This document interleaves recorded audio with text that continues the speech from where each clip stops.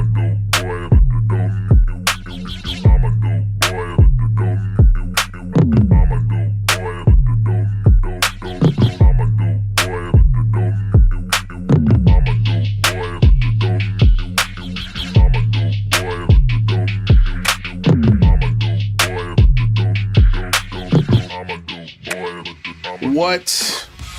is up, my good people? What is going on?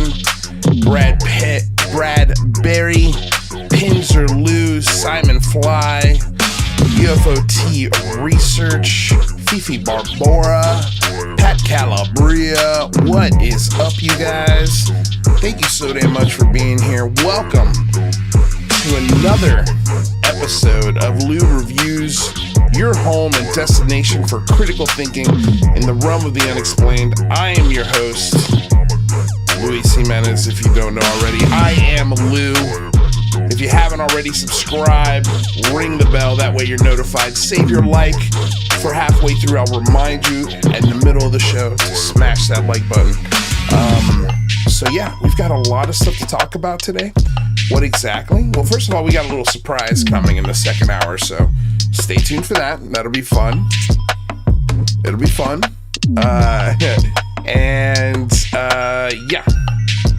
So we're going to be talking about the UFO tour with Lou Elizondo, how it is continuing. There's no slowing the Lou Elizondo train. It goes forth. We're going to be discussing what he said about Steven Greer. We're going to be talking about a new whistleblower, and I use that term very loosely and in quotation marks. Whistleblower, like Dr. Evil. That term's just getting overused these days, I feel like.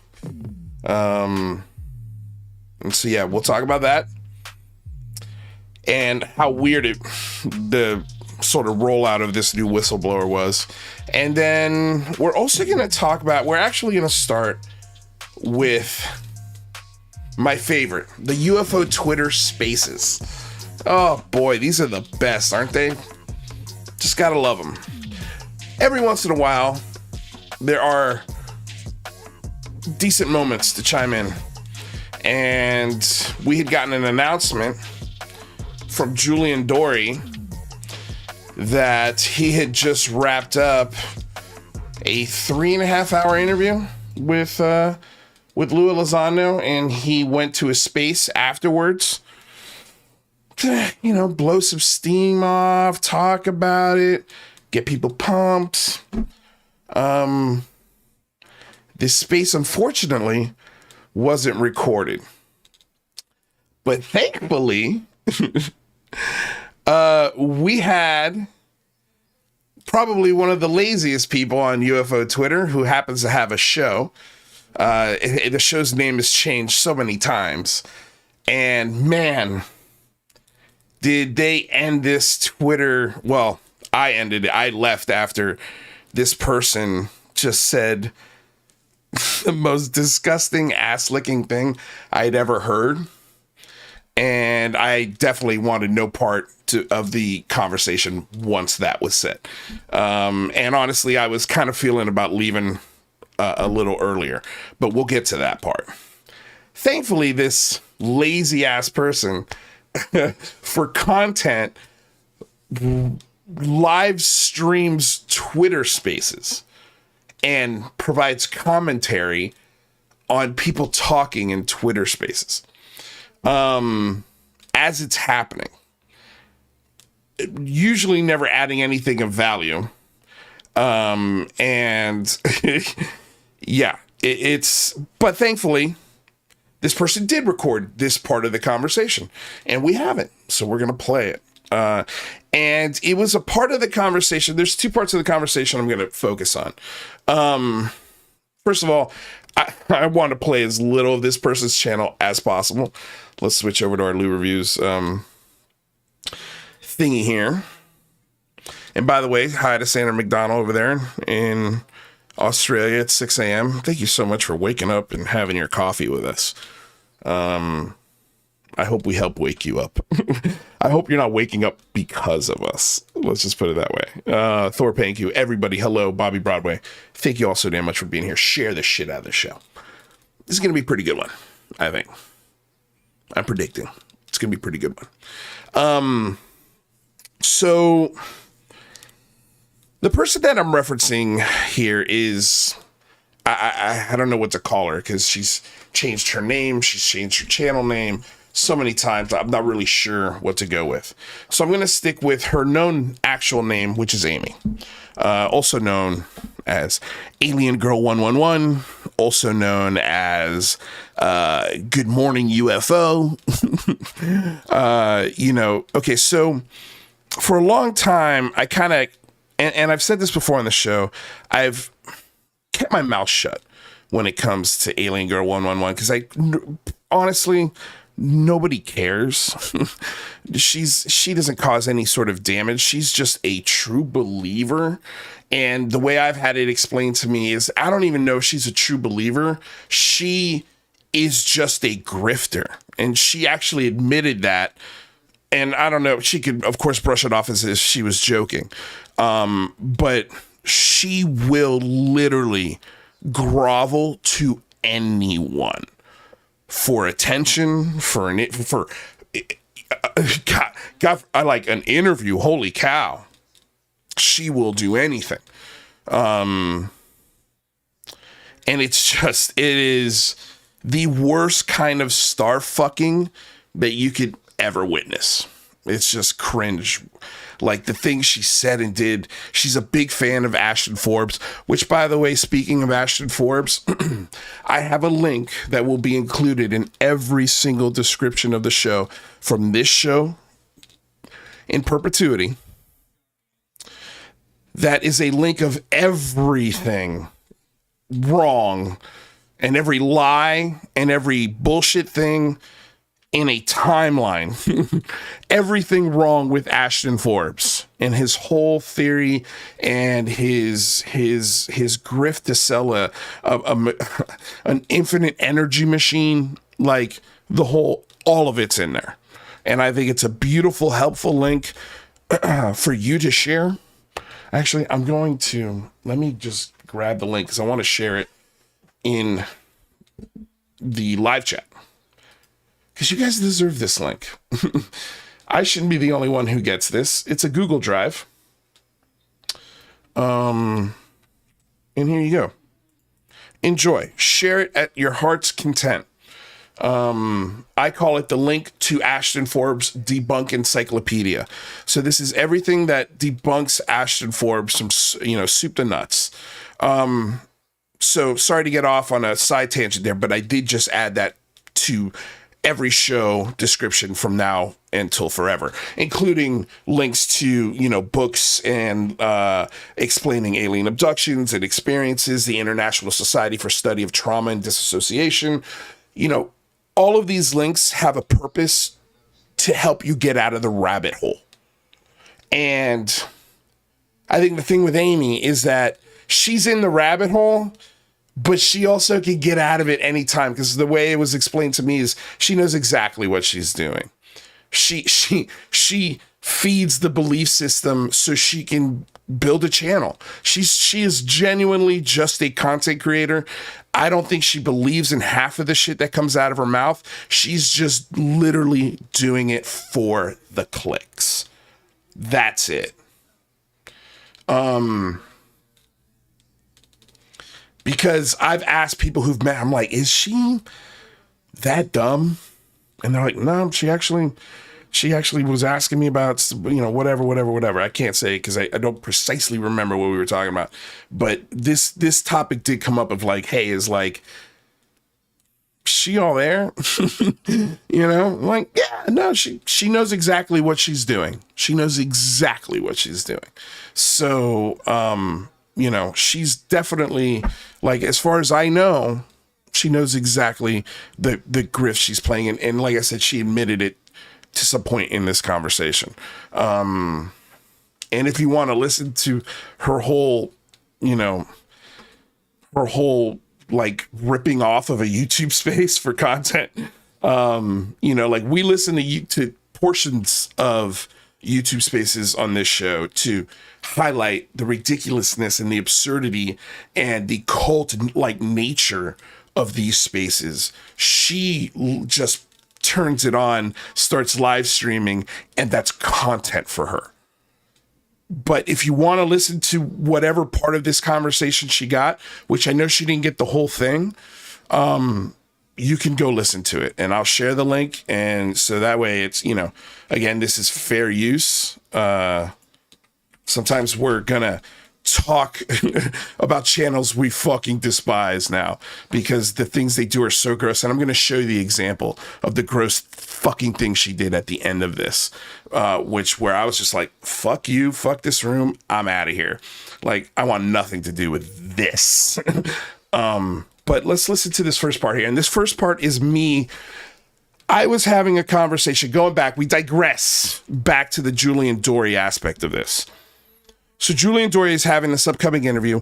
He goes into Spaces, and I'm listening. And the thing that's sticking out to me, the thing where I'm like, would you stop doing that? Is Julian Dory would say something about Lou Elizondo that happened in the interview, or something that gives him confidence into who he is and what he said. And literally, he also admitted that he read the Medium article from Jeremy McGowan where we FOIA'd his military records, and he blew it off as if it was just kind of like somebody hating on Lou. And that's when I came into the conversation. That's when I turned off my anonymous, I entered the conversation, and then started pushing back on this. Because the thing that podcasters, and I understand why he's doing this, because again, he's a content creator. He doesn't do just UFOs. He looks at his statistics and he sees things that spike. And I promise you, he doesn't have to have had Elizondo on the show to know that he's going to get a nice bump in statistics when that guy's on the show. So when he sees hard-hitting facts like a FOIA request on his military record, gonna kind of ignore that, not bring it up in the interview, in the 3.5-hour interview, and then have this conversation as if that piece of the puzzle isn't important. And it's that piece of the puzzle that they ignore when they're in these spaces, kind of putting their hands up going, I don't know, could be real, we just don't know. And I came into this space saying, actually, we do know. We do know that he was in the military for 3 years and 3 months. We know where he served. We know what he did. We know what badges he got, or merit badges, whatever you want to call them, awards, accomplishments. And then juxtaposed to the claims, they don't match. We know that. That's factual, black and white facts, evidence. That's what we have. So to put your hands up in the air, not once, not twice, multiple times, and kind of like, we don't know, we gotta have to wait and see, and then to say that you've watched my shows, and I put a list of questions before that interview for Julian Dory to ask Lou Elizondo. And I know he saw them.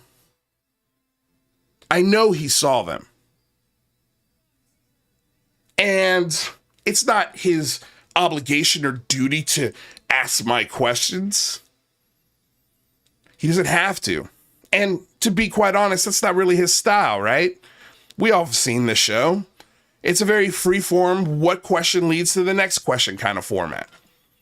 But I think there is moments where you do selective research on the guests that you're having, because there are a lot more questions that are relative to the actual story, how things happened, and to get to the clarity of things than there is the mystery of things.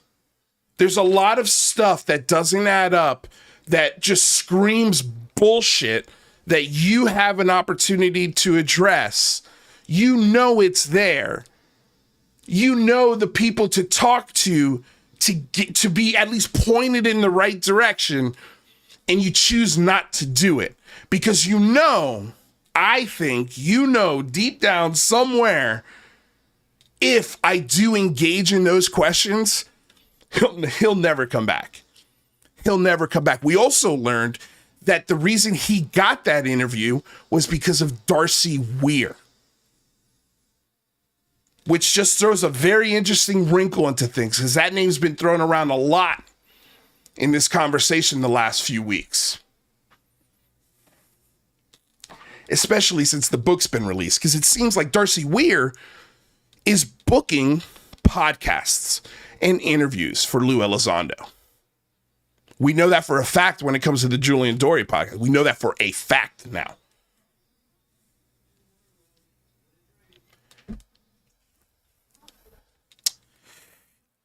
I'm going to give him more slack than most because that's not what his channel's not about UFOs. He interviews the gambit of people.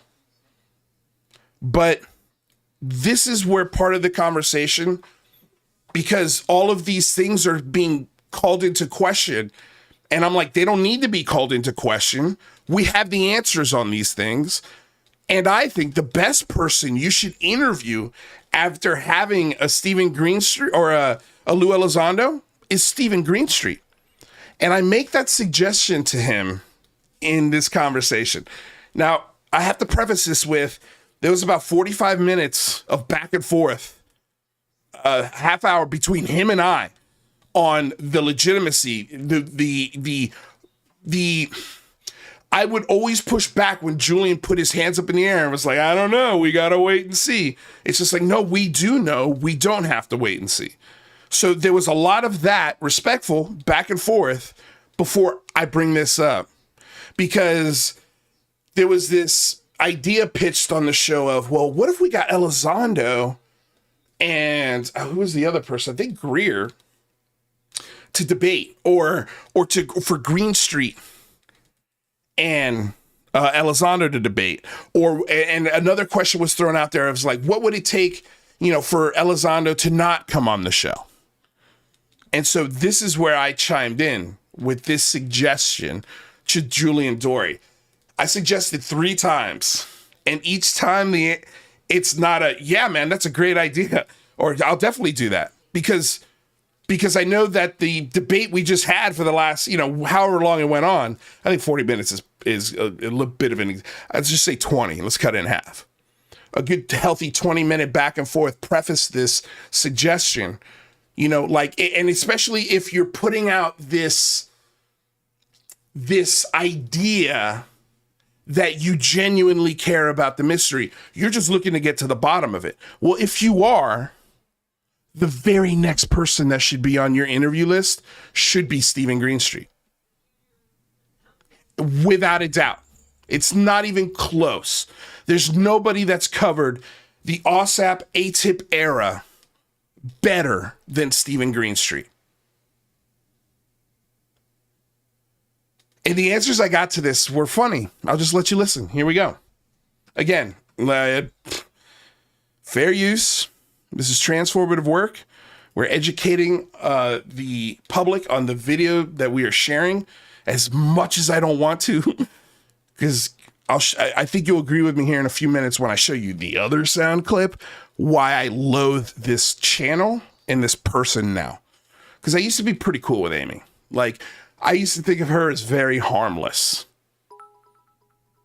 But now she's doing new and different shit. And I just want to share that with you. Dan Barry in the house.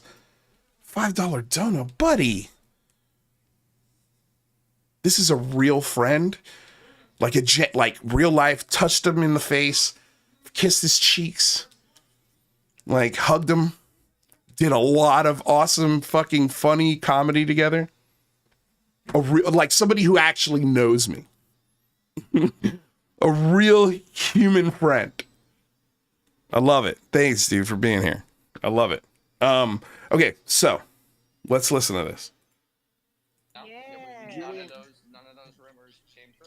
I know a way he'll never come back on your show, and I honestly think it would be a better interview. I think you should interview Steven Greenstreet and get. I brought up Greenstreet on the podcast today. Yeah, no, I think you should interview Greenstreet because there's nobody on the planet that knows the ins and outs of all of this, of OSAP. So, by the way, before I went off on Amy in this conversation, because I did, I called her an idiot after she says what she says here, and I'll play it. But it's funny to know that she was talking shit about me before I even said that. So now I feel even better, I guess, for going off on her bullshit. But let's continue. But okay, so we get the first suggestion. You should interview. Oh yeah, I brought up Steven Greenstreet. Yeah, but you should interview him.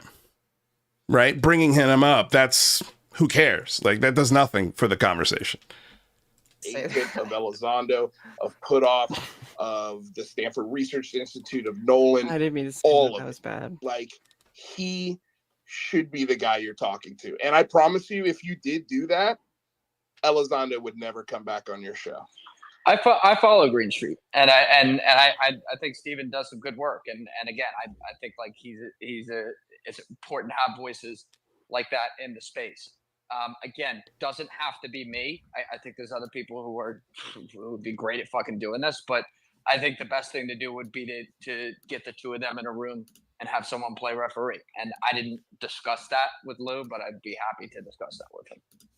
Yeah, I'm sure you would, but I don't think that would happen. And if it did, holy shit, I'd pay money to see that.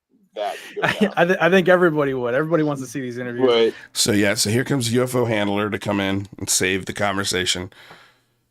But it should be you, because you're the one sitting up here going, I don't know. I think it could be true. You're the one with the biggest influence. You're the one who has got the biggest show. You just interviewed Elizondo, right? So why not have somebody on that can give you some clarity on who this person is, what his history is, what he's done for the OSAP and ATIP programs. What's the difference between OSAP and ATIP? All of these things are known. What's his military record say versus what the lore says? Yeah, but as a consolation, I think you should seriously consider talking to Steve Greenstreet yourself. I mean, you got a great platform, and I think he would answer a lot of questions to the mystery that is UFOs. I see Alien Girl came up here. Good morning, you. And then, so boom, that's it. He don't want to talk about it anymore, dude. There's no good reason to not do that interview. Unless, of course, you're scared to lose access to, say, a Hal Putoff. Because I believe Lou Elizondo might have promised you an interview with Hal Putoff behind the scenes. Maybe even during the interview. You're going to lose access to Lou Elizondo. And you know that there's a lot more clicks and views in those two than there is in one. And I think you do know, you're not letting on, I think you do know the beef between those two guys. I think you do know that the reality of getting them in a room and debating this is not happening. Just not, that's not happening. And I think you know that. The next best thing would be to interview Greenstreet. It shouldn't be controversial or crazy to say. Okay. So that's just a snippet of the conversation that I had with Julian Dory. So that was that. The next part, however, the next part. So let's get to the transcript of this video. And let's find Candace Owens.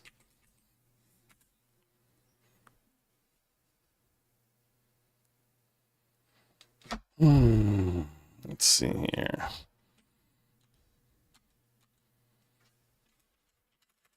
What did wonder if it's in here. Did she take it out, dude? No way, right? Ashton. Let's see here.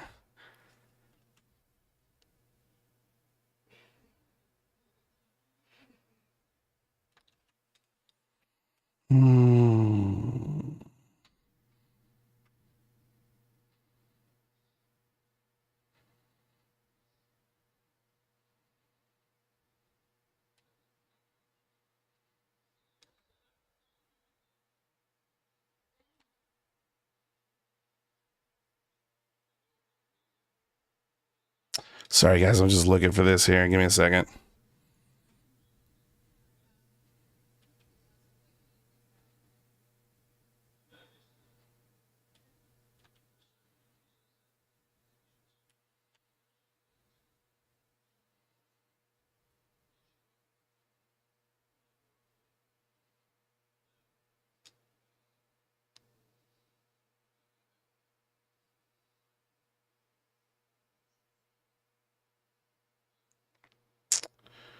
Man, I'm surprised that maybe she cut it out.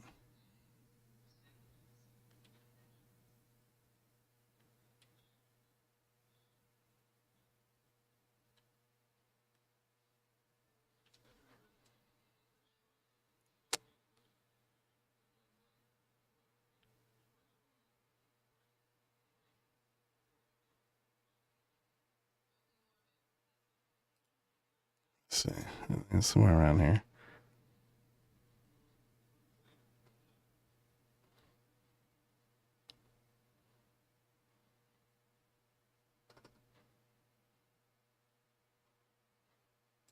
Let me see what this clip says here. Lose, review, whatever. No, they like fought or something. Yeah, so he doesn't believe it just the right way.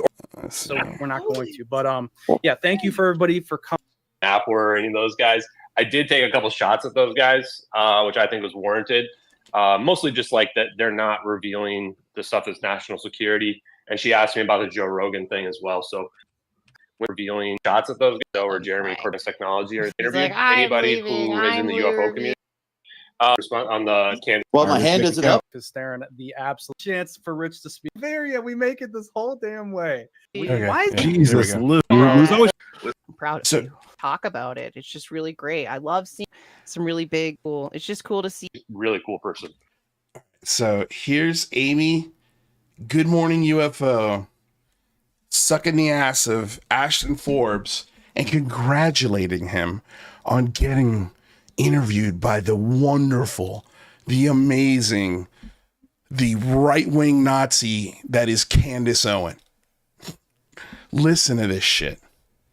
My question. You can tell what you're looking at. The orbs of plasma. Right now. You can tell what these dark lines are in front of them. He's answering my every question right now. It's pretty awesome. She's a really, really, really cool person. I bet. Yeah. How cool. It's just cool to see, people are in front of them. You can tell what it's like if you now all this and then having understood the science. Question. You can tell what you're looking at. The orbs of plasma. Right you can tell what these dark lines are in front of them. You can tell it's like lead up to all the science. Where is this question, man? But there's no in the bigger picture. Like, here's the evidence 30 to 40 minutes of Berkeley that lead up to all of this. Out? Back at the video, having understood the science, question. You can tell what you're looking at. The orbs of plasma. Right really, really, really cool person. I bet. How cool. It's just cool to see, people in the community going out there, getting, some really big, shots to get out there and talk about it. It's just really great. I love seeing it. I'm proud of you, Ashton. I'm proud of you. Yeah. It's just really great. I love seeing some really. Where is this question? I got to get to the question. Balance with kind of lame. Candace Owen. I'm so excited. Here it is. I have one more question for you. I have one more, and I'm so excited to ask shoot. Oh, she's so excited to ask this question to the one and only Ashton Forbes. Go ahead, sweetheart. Shoot your shot. Okay. How was being on the Candace Owens show? How was that? That was pretty cool. Yeah, it was cool. Yeah, it was kind of lame that she got canceled off of YouTube the Monday after I talked to her. I wonder why she got canceled off of YouTube. I guess she got some backup. I wonder why she got canceled off of YouTube. That's so cool, though, that you went on there. And then he goes on to this bullshit answer about how cool she is, what a great person she is. And then this is Amy coming back in here Stays in is like to tell him if you how now proud look she back at the is. videos, Joining us, having he understood the answered my science, question. you can Oh, tell he what answered you're my- doing now. really He's literally giving the answer to her fucking question, and she's not paying attention to talk to her audience while she minds a fucking space that's not hers for content. You can't make this shit up. Orbs of Ashton plasma, right you now. can Do you want a tell what question these for dark lines are Ashton? in front of them. He's answering my every etc. question So right now. it's pretty awesome. She's a really, really, really cool person. I bet. yeah. How cool. It's just cool to see, people in the community going out there, getting, some really big, shots to get out there and talk about it. It's just really great. I love seeing it. I'm proud of you, Ashton. I'm proud of you. Yeah, how cool. Wow. How it's so fucking cool. Listen, I'm It gonna is. get the fuck Let's- out of Oh my here. God. Let's be nice, Lou. Oh Come on. So that's me. That's me calling this out, going, oh, wow, how cool. You went on Candace Owen. You know what? I'm out of here. Fuck you guys. Fuck this show. Peace out. And I'm the bad guy. I'm the bad guy. Just remember who's in this space. It's your extraterrestrial shots. It's your chupacabras. It's your good morning UFO. It's your fucking, your red hat panda koala dickheads. It's your Logans. It's your rich universe. This is you guys. Does not matter what Nazi platforms your belief system, just as long as they talk about it in a positive way, you're good with it. And then when you get called out on it, you ostracize the guy who's calling you out. No, it's classic. It's classic Come on, UFO. we've been cool this whole time. Lou, bro. he's always trying to shit on someone's cereal, Get outta here.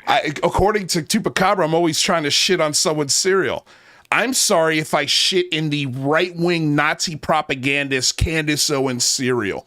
I'm sorry, not fucking sorry. Fuck you. Like, fuck you.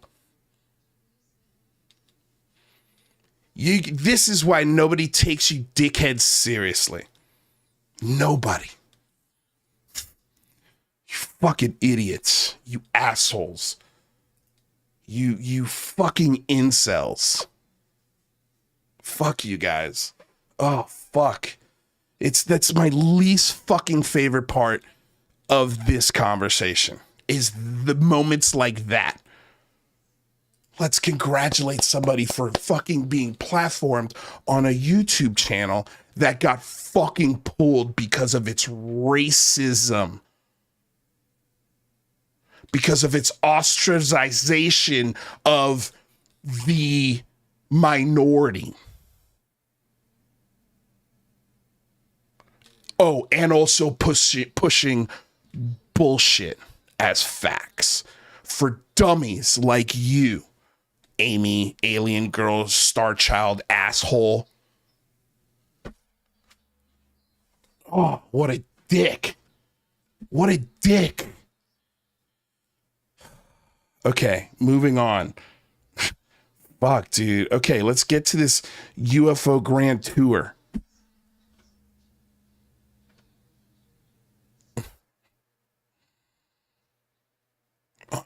Okay, so here's Lou Elizondo on another right-wing propaganda show, the Glenn Beck Show.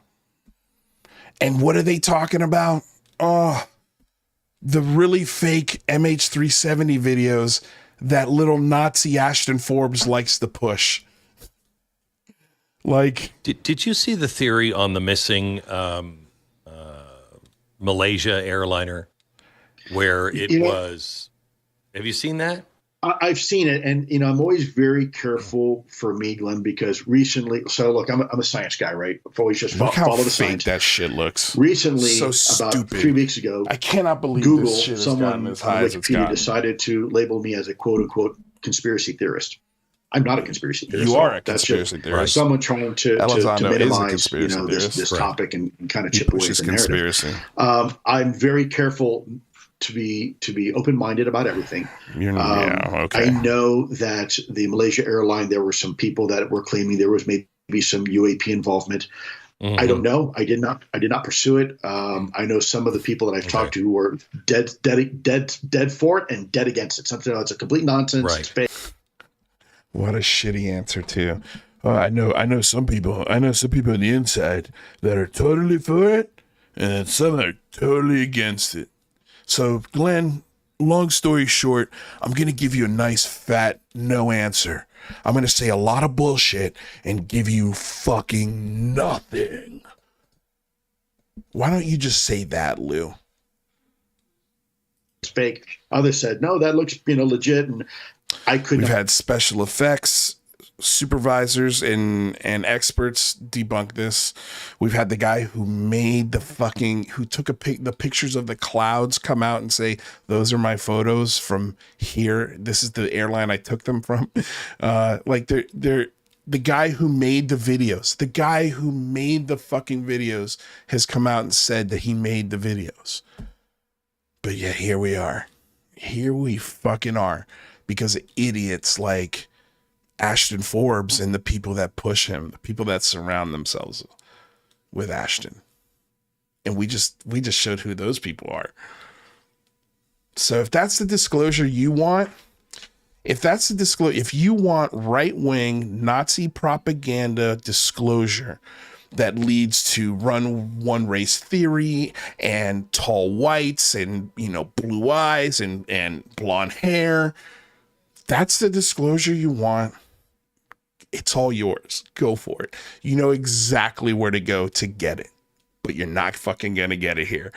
So if that's what you want, you can just fuck right off. Like today, I hate moments like that. And I hate that this shit, when the news is quote serious or close to mainstream, this is really fringe media, but it's right-wing fringe media. And I'd be just as worried if it was ultra left-wing fringe media. I don't give a shit either way. Like I've expressed on this show many times, I think both sides are fucked. I'm voting independent this year. But it is a pattern, a very well-established pattern, that the only parts of the media that pick this up, this anti-government, antitrust, we the people kind of bullshit, always gets picked up by this right-wing, fringe, nutty, bullshit, racist narrative.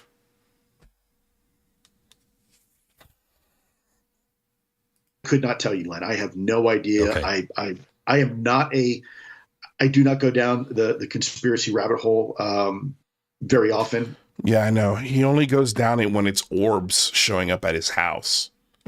Simply because I'm trying to remain open-minded towards everything if I can. Right. The guy who saw his orbs in his house over 300 times can't give you a fucking answer on the Malaysian air flight. Like, why can't you just say this is bullshit, Lou? Asshole. You just always these neutral like anybody who gives you, and there's a lot of them. This guy's one of them. His best friend is one of them, where they give you these stupid neutral answers. They say a whole bunch of nothing. They say nothing, but they talk for 20 fucking minutes. This is great. Yeah, Lou Elizondo is doing a tour. He's got a 6-date tour. And this is the tour that we showed last week where you could buy a dinner after the conference to eat dinner with Luis Elizondo and ask him all the alien questions you want. Okay, let's take a break from Elizondo for a second. We'll get back to him. But this was interesting that happened just before, well, it happened last week, but we were talking FOIA military records. So over the week, this last week, we got a new UFO whistleblower by the name of Sarah Gam. She's a former NGA, and ODNI, former UAPTF. She's a psychic medium, a ghost hunter, and talks with angels. Okay. And this is a post from Steven Greenstreet. Sarah Gam was an analyst for the Pentagon's UFO task force. From 2013 to 2022, she worked for the National Geospatial Intelligence Agency and Office of the Director of National Intelligence. She claims to be, quote, a psychic medium who can communicate with angels and dead people. Under the name Sarah Grace, she runs a psychic business. For $75, you can hire her to do a psychic reading, or for $150 to contact a dead relative. And he sends us the link here. So let's take a look. Oh, shit. I have to sign up with Google. No, I don't want to. There we go. Okay. Sarah Grace, psychic medium, spirit warrior, and angel communicator. Oh, God. Let's see here. Look at this. She uses her resume and a picture of her in front of some sort of missile fucking launch pad as like her bona fides as to why you should pay her $150 to contact your dead relative. I mean, how fucking gross can you get? Okay, so this is our new whistleblower. Sarah claims she has had a near-death experience in 2012, and this experience, quote, accelerated both her psychic abilities and her paranormal experiences, which include poltergeist-type activity. She appears at paranormal conventions nationwide and claims to use her remote viewing abilities to see spirits, ghosts, and even aliens. For example, she says she remote viewed an alien inside a facility at Tombstone, Arizona. She currently works as a nuclear campaign analyst for Pentagon contractor SAIC. Additionally, she was at one point dating Micah Hanks.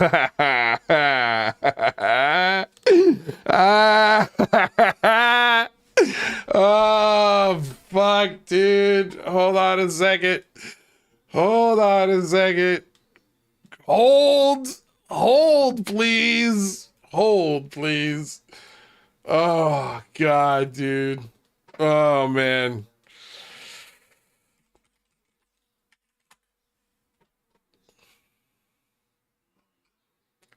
Man, damn. Okay.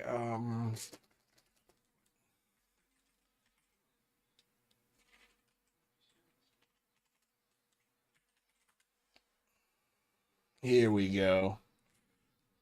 You mean, do you mean this, Mike Hanks? Where are you, buddy? Yeah. All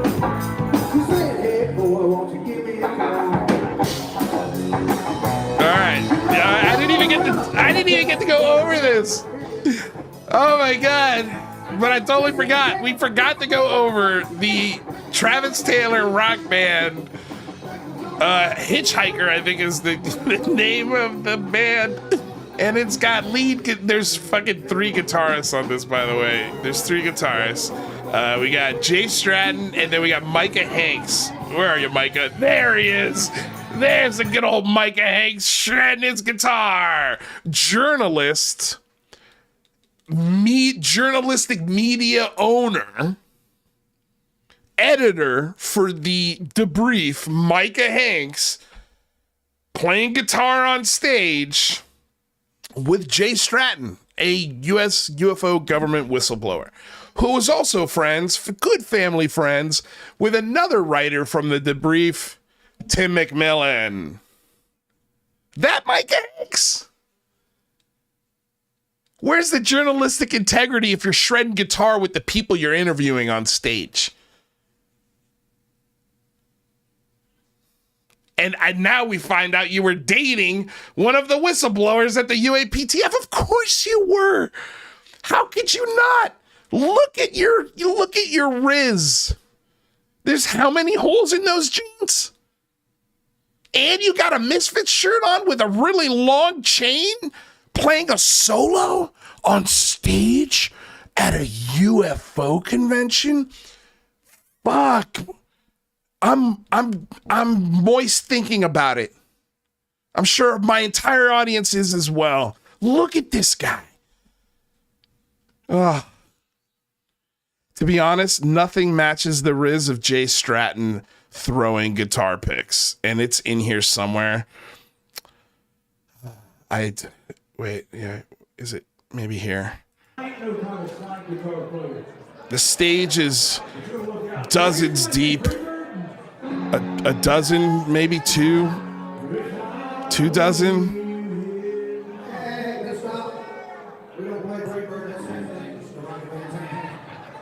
Damn, dude. This was at moments cringe, at moments kind of funny.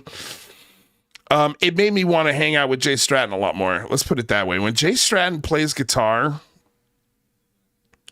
and I'm just really scrubbing this hard, Micah Hanks tries way too hard. Whereas Jay Stratton, like, yeah, here's Jay Stratton cracking a beer while Travis is playing it. Look at this. This is great. Look at Stratton, dude. He looks so good. Like, all of these guys are single, divorced, just over middle-aged men fucking playing guitar at Phenomicon. Although I think Jay's still married. But I don't think any of the other guys are. But yeah, dude, he's just got an air about him. He doesn't give a look at him. He's pounding a beer, watching Micah Hanks. He starts playing. Look at this. Playing Micah's guitar with his beer can. And Micah's always got to put a leg up. And look at this. Put his guitar right by his crotch. This is the whole show for Micah Hanks, this right here. He's got one move. Whereas Jay Stratton was like throwing picks out in the audience. He was kind of roaming around, hanging out, just being cool. But look at, there he is, throwing picks out of the stage. Look at him. You get a pick, you get a pick. Don't worry. These things are only going to go up in value, these picks. It's great. Anyway, okay, sorry. I digress. Let's go back to what we were talking about. So additionally, she was at one point dating Micah Hanks, a journalist, very loosely throw that term around now, especially since we're fucking playing guitar with the people we're interviewing on stage. Hanks recently played lead guitar at the backup vocals for a rock band Hitchhiker, a Phenomicon, a paranormal convention in Utah. Hitchhiker lead singer Travis Taylor was the chief scientist for the UAPTF, and rhythm guitarist Jay Stratton was the director of the UAPTF. And now we've come full circle, and round it goes. My New York Post report with the UAPTF and the wacky UFO circus.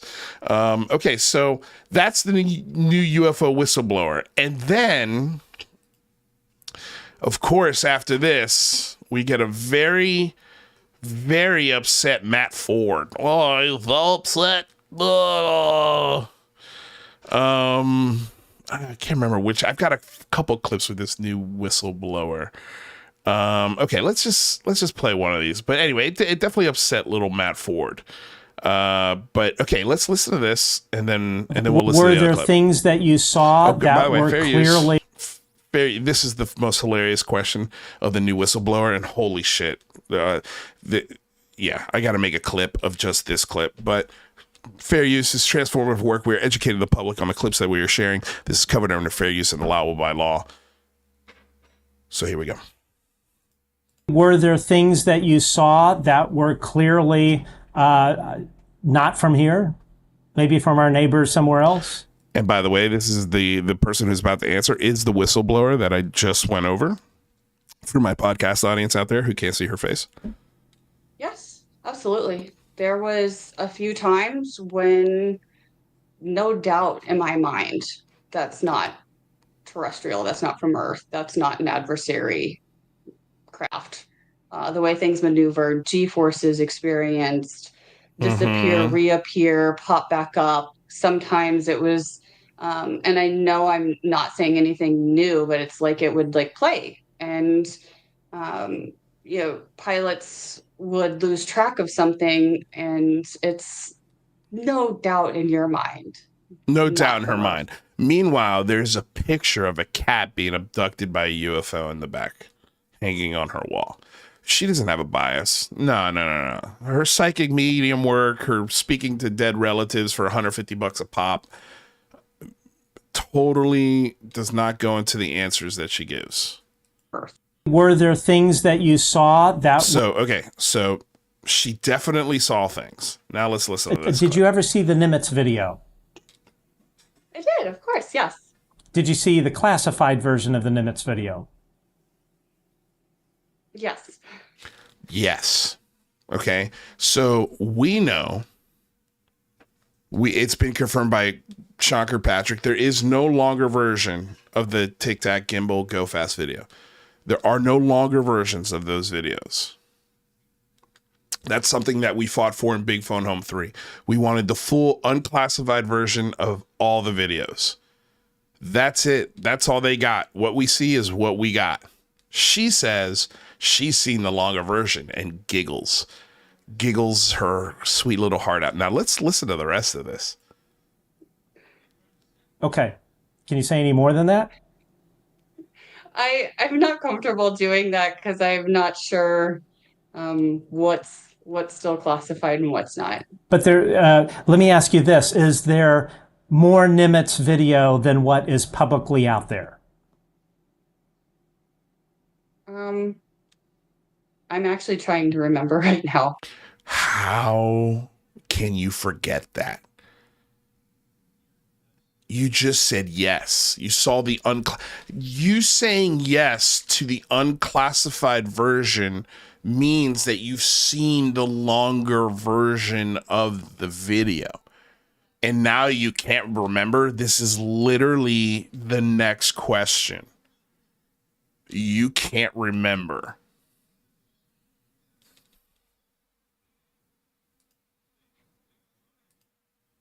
Is there more Nimitz video than what is publicly out there? I'm actually trying to remember right now. You're trying so to remember. Pausing and I don't remember. I'm sorry. No, that's okay. But I'm sorry. I'm sorry. Is that good enough? For Matt Ford, it is. And this makes total sense. She saw the unclassified version, but can't remember if she's seen the longer version. No. It's okay. Don't worry about it. I know you just totally contradicted yourself literally in 2 questions. It's fine. It happens all the time on this show. Don't worry about it. It's not a big deal. We'll just roll with the punches. Go on. You were saying, but you did see stuff that was not part of what the public has seen. Yeah, that was definitely talked about a lot. Okay, got it. Oh, it was talked about. So did you see it? You see what I mean? Like, how many different answers are we going to get to the same question? She saw it. She saw the unclassified version. Yes, I saw it. Okay, cool. So you saw the longer version of it. Don't remember. Sorry, but I just don't remember. Okay, no, it's cool. Don't worry about it. So you saw something, a different version than what we saw. Well, it was talked about. We talked about it quite a bit. Oh boy, did we talk about it. How you guys fall for this bullshit is beyond me. Debunker McWest has said one of the things here we go. Professional debunker Mick West, who Matt Ford has got a complete hard-on for. Let's see what he's got to say with this new whistleblower about Mick West. Let's listen. One of the things professional debunker Mick West has said is that these videos, I think it's it's one of them. He keeps saying is jet exhaust flare or something like that. Does that track? I mean, I think there are some like that. Didn't somebody purposely put out some flares one time and then they did like this whole stage thing? I forget. This was a few years ago. I think that was Go Fast. I think that is. I forget. See, but you idiots don't even know what you're talking. Like, which video are you talking about? So now she doesn't even. Is she comprehending the question that he's asking her? These are the people that we have at levels of our national security. This is the scary part that Kirkpatrick was discussing when he mentioned people like this within our national security apparatus. People who are giving $150 fucking dead relative discussions. Let's play this again. It's just so insane. One of the things professional debunker Mick West has said is that these videos, I think it... So he's coming in here with his professional debunker Mick West to try and discredit Mick West with a real whistleblower. Listen to her answer to this. It's it's one of them. He keeps saying is jet. It's gimbal, exhaust stupid. flare. Gimbal, stupid. It's gimbal. If you're gonna dedicate your entire life to debunking the debunker, at least know what video he's debunked. You fucking schmuck. Or something like that. Does that track? I mean, I think there's. Does that track the very unspecific debunk that Mick West did on the one of the Nimitz videos? Something like that. That's didn't somebody purposely put out some flares one time and then they did like this whole stage thing? I forget. This was a few years ago. I think that was Go Fast. I think that is. She might be talking about Steven Greer's flares that were dropped, or the 66 what was it 50? What was it? The Palms case, 56 Palms, I think it was, something like that, with the flare drop in the military exercise. Is that what she's talking about? And then this idiot goes back with, I think it's Go Fast. The guy that I've been dedicating entire shows to. The Go Fast dummy was solved with trigonometry. Stupid. It's only going 40 miles an hour. You fucking nitwit. Okay, so Go Fast is solved. Gimbal is the one that your asshole friends like Marie von Klompenstick are out here trying to prove is something more than jet flares. And you've provided zero proof for that yet. And the experts that he brings forward debunks his theories right to his face. And you can't even get the fucking video right, Matt Ford. Which goes to show you, you're just regurgitating talking points from who? I don't know. But I know you're not doing any critical thinking on your own. So now we've got 3 to 4 cases literally in the first 30 seconds of this clip. Neither one of these idiots know what they're talking about. It's great. I forget, but we would debunk all of this. I mean, we didn't jump to a conclusion that everything that came across our eyes was a UAP.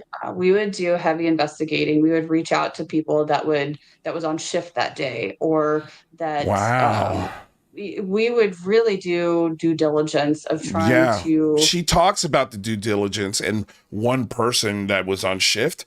Like, if you were the researcher and doing the due diligence, it shouldn't be that difficult to go to the memory bank and give examples of the due diligence you did. Okay, so you talked to someone who's on shift, and then how did you corroborate that? She's kind of fishing for things that she did. She's looking around the room for like, oh yeah, what was my job? Of trying to first debunk and then keep trying to debunk and look from all different angles. Learning. Even, I mentioned earlier about something was classified as a UAP in one year, and fast forward a few years, saw the same thing, but we found out it was a balloon, so went back and updated the files. As science develops, our sensors get more sensitive, or we have new technology to utilize. I'm hopeful that we'll be able to get better quality videos and photos soon. And just rewinding a bit regarding the jellyfish UAP, in your opinion, it was birds migrating, or you were just making an analogy? It ended up being debunked. It was aqua, I don't know words, Aquarius life. It wasn't anything. It was not a UAP. Aquarius life? What the fuck is she talking about? What the fuck is she talking about? It was debunked. It would turn out to be Aquarius life? The jellyfish UFO that was filmed over Baghdad? Are you guys speaking? Is this two clips from two different interviews edited together to make it seem like a coherent discussion? What the fuck? I don't think I've dropped this many F-bombs in a show in a long time. A really long time. But Matt Ford and Alien Dummy 111 really brought it out of me today. What can I say? Holy shit.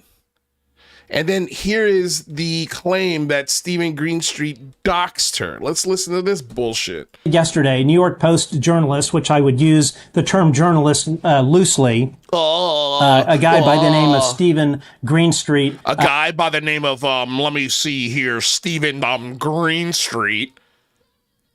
Listen, you can't do UFO tours and charge $150 a pop to talk to my dead grandma without being a public figure.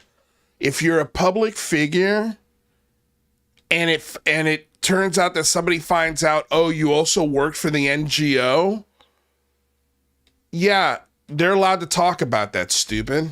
They're allowed to talk about that. He doxed you, which I would remind everyone is a violation of Twitter Terms of Service Agreement.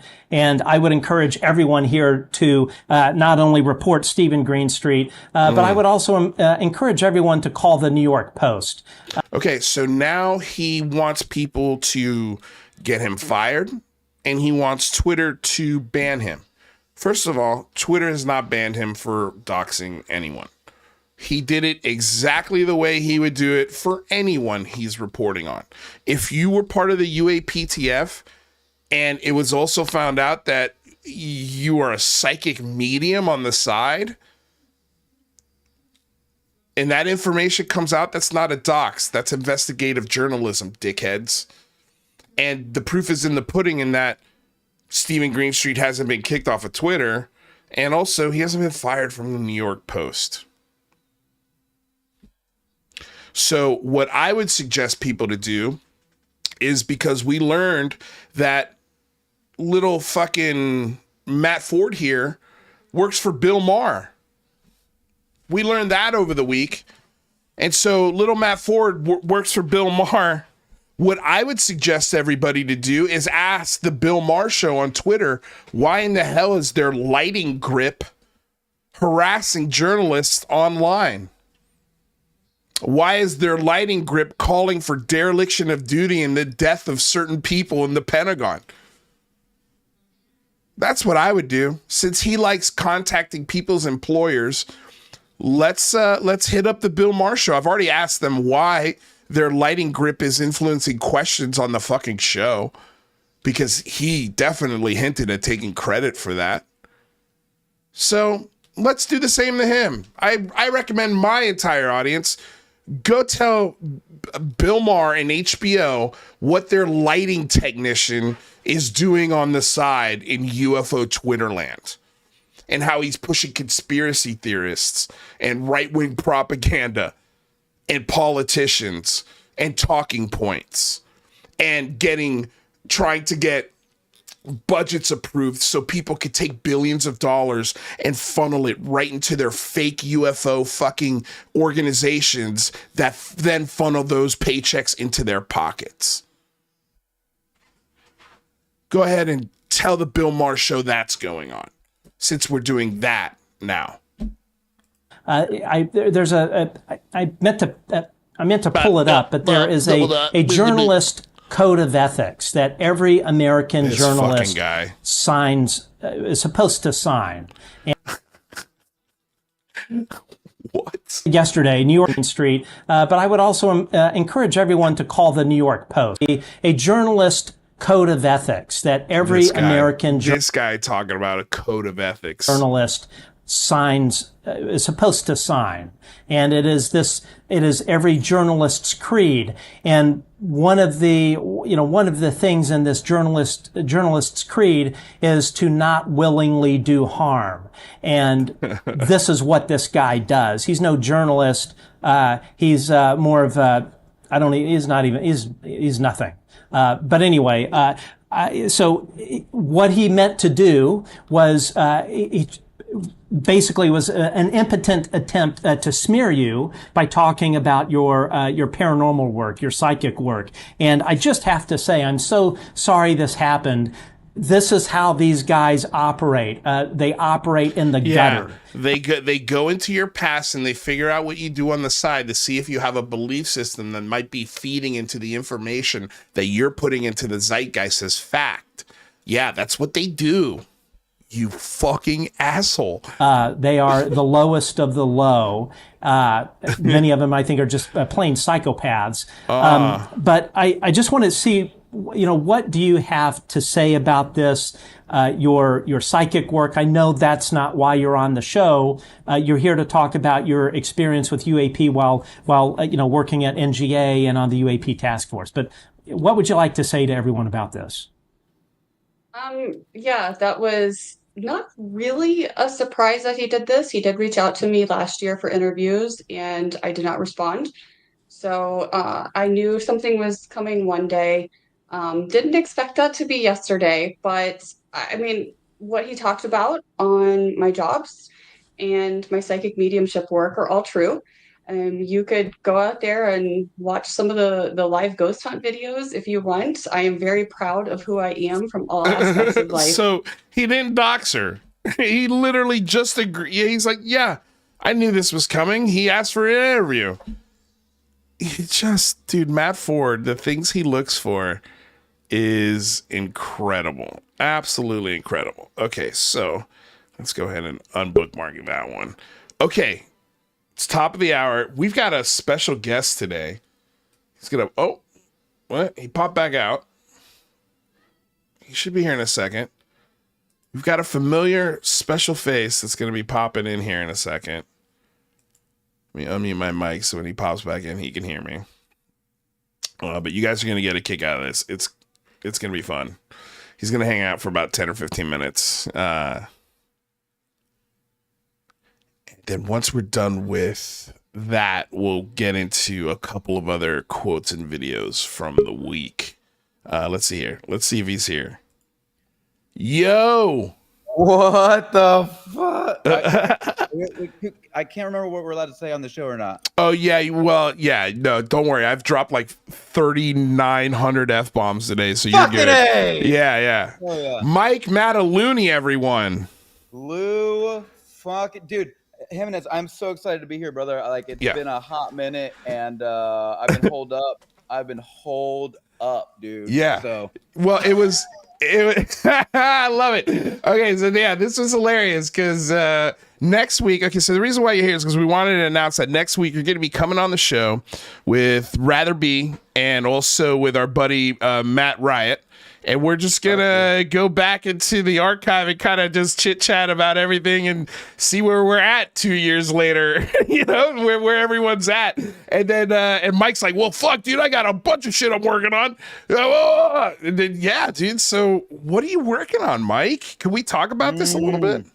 Yeah, man. I'd love to. So I'm not seeing, for some reason, I don't know. Yeah. You don't see me. I don't see you. Yeah, that's okay because I've got you in a solo layout here. You're only gonna hear me. Okay. That's cool. Fuck, man. So I've been my business partner and also my brother-in-law and I have been gestating for the past 9 months. So we've been building something very special, near and dear to our hearts. Yeah. And I don't want to say it comes full circle to where you and I got started, but it's certainly it's adjacent. I would have to say. I would have to say it's adjacent at least. Interesting.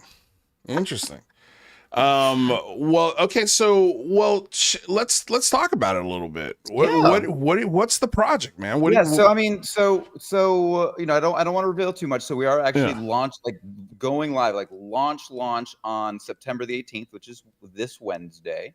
Yeah. So that's pretty exciting. It's called Brevetto. So you could literally go to brevetto.com right now, and you could just drop your email, and we'll send you a little message when it goes live. But it is, so let's say it's like if Ocean's 11 and Heaven had a baby, in the singularity future, that is what we are developing. So I don't want to give away too much, but I do want to say to you, Luis, first of all, that you were certainly you know, one of, you know, a part of the building block foundation for all the experiences that I've gathered over the past couple years, not only in this community, but through you know, Singularity Lab, and really getting deep and dirty with AI. What sucks about it, what's great about it.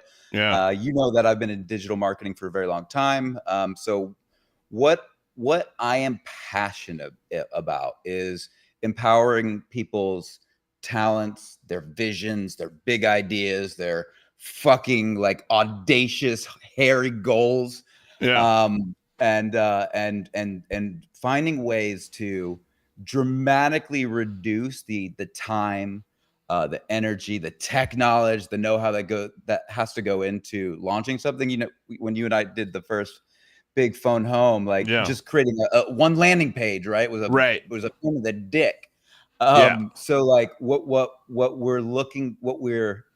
excited to be able to do is to help people take that big idea that you know, whatever they're passionate about, that you know, but they're like, you know, the tech, the time, the money, it's like, you know, it's too much. And I think it's sad because, you know, so many people have such great ideas, such big ideas, and I think they deserve room to breathe, and I think they deserve room to see the light of day and not just be, you know, stomped out by you know, shitty ass competitors who are just playing land grabs and not making way for really good fucking ideas.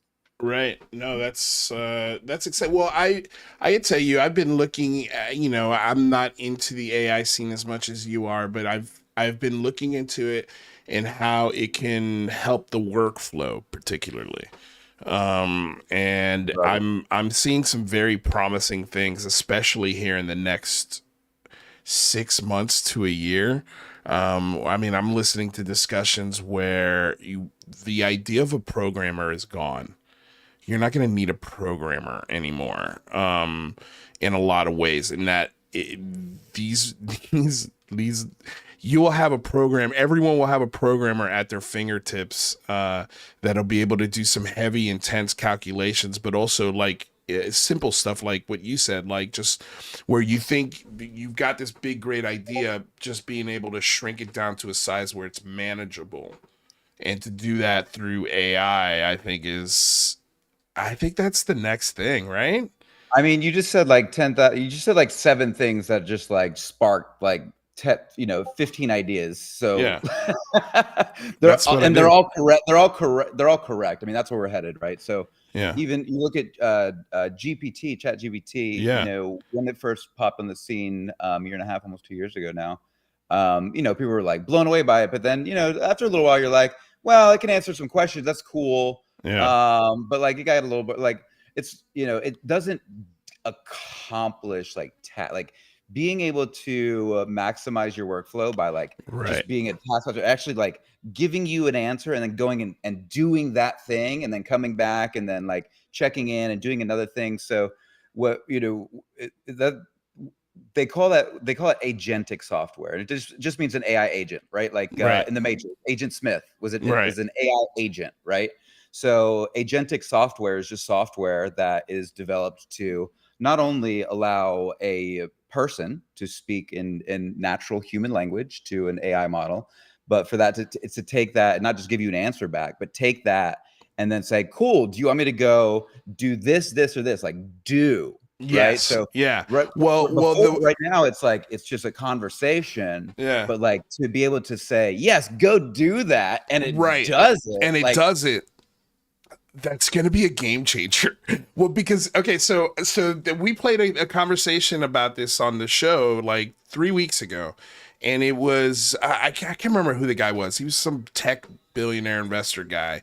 But he was basically like, the where this is going is you're going to be able to tell this program, okay, steal everything about TikTok, call it something different, and make it go viral in an hour. And if it doesn't, then change something to where it does. And the machine will just keep fucking grinding and grinding. I'll do all the grinding that you don't have to do. And in maybe not an hour, but by the end of the day, you might have something enormous. I mean, what does that even mean? And so, what does that mean? Well, that's what he's like, I don't think people genuinely understand the ramifications of having a programmer like that at your fingertips.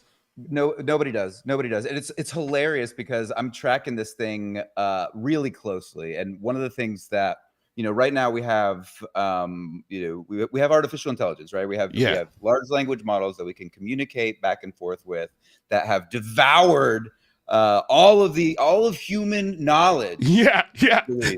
All of human knowledge. Like and they're able to use that information to have a conversation with you, right? So it's like, that's amazing. Yeah. What happens when you start applying agentic logic to that, right? What happens when you start to have those chain reaction workflows that then can explode, work 24 hours a day, accomplish what you could accomplish in 10 minutes, what it would have taken you a year to accomplish, right? Like, what does that mean for society? And then, like, that's just the that's the artificial intelligence plus the agentic software explosion. Then you start to begin to approach artificial general intelligence, and that's where you have human-like capabilities within each individual AI. Then you add the component of the agentic software to it, and then you have artificial superintelligence. And so what the that's fuck does why that mean? Digressing back to what we started with, that's why this conversation is adjacent. Because the things that people may be seeing, if they see something, could be like the von Neumann probes that we talked about. I mean, we talked about that a lot. And because you're right, like the way he also described this is like, let's say you're working on a physics problem. Well, this machine knows all of physics. And when you ask it to solve this problem that it's going to come up with answers. Bro, OpenAI just released their new model. It's called GPT 1.0 or something like that. They were supposed to be coming out with 5. They ended up releasing 1.0 like 3 days ago. This motherfucking thing, Luis, it is a PhD student level intelligence, and it solves problems at that level and the speed at which it does so is just extraordinary. So now you have this is like nobody can keep up. And so I started doing this research, right? I'm like, okay, so what's the growth curve? If you guys, by the way, hi everybody. Like I haven't even looked at the comments yet. I'm so fucking excited and amped up about this. I will. I promise to look at the comments in a second. I love you guys. I'm fucking dearly. And I'm so excited to be back. But someone says Mike is stuck in the biodome.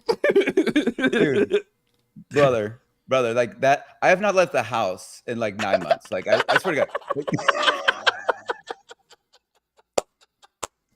As your friend, I must say, yeah, that sounds healthy. Keep doing that. Okay, so check it. So raise your hand out there. Just say yes to the comments if you've heard of Moore's Law, right? If you've heard of Moore's Law, okay. Right.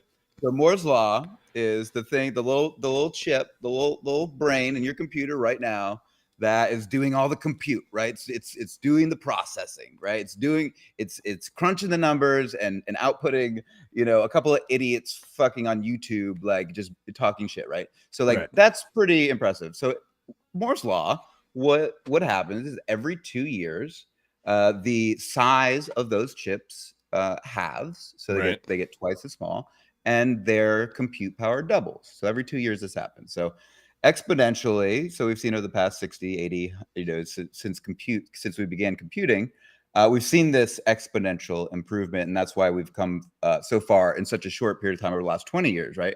So like if you take Moore's law and apply it to AI, and you take, let's say 5 different signals that would signal how fast AI is evolving along adjacent to Moore's law. And so I started doing this research, dude.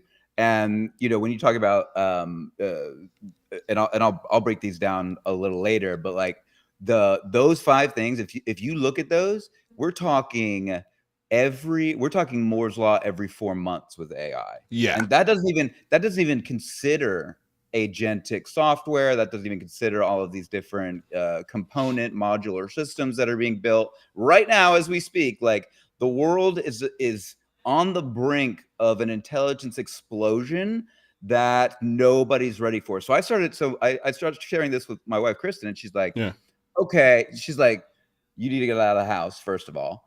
Second of all, like second of all, you were like, shut up. No, I'm staying in the house for another 10 months. You don't know what you're talking about. So you need to leave. This is you're scaring me. So she's like, okay, what do the experts say? And I was like, that's a very good question. I have not consulted the experts. I have only been doing my own. I've only been doing my own research. Am I in a rabbit hole? Like, am I like? Did I go full MAGA and I didn't even really realize? And I was like, okay, wait, step back. They are eating people at a pizzeria right down the street from my house. Also, the singularity happened 12 minutes ago. And I don't know what to do with that information. Oh, fuck. Yeah, right? So I'm like, okay, all right, Kristen, my love, my better half, you're right. Let me go consult the experts. So I start doing research, and I'm like, all right, so what are the experts saying? And so I go and look at Stanford Economics Department, and then I go and look at Goldman Sachs. Yeah. Like you could not be two more diametrically opposed organizations researching the same data, right? Yeah.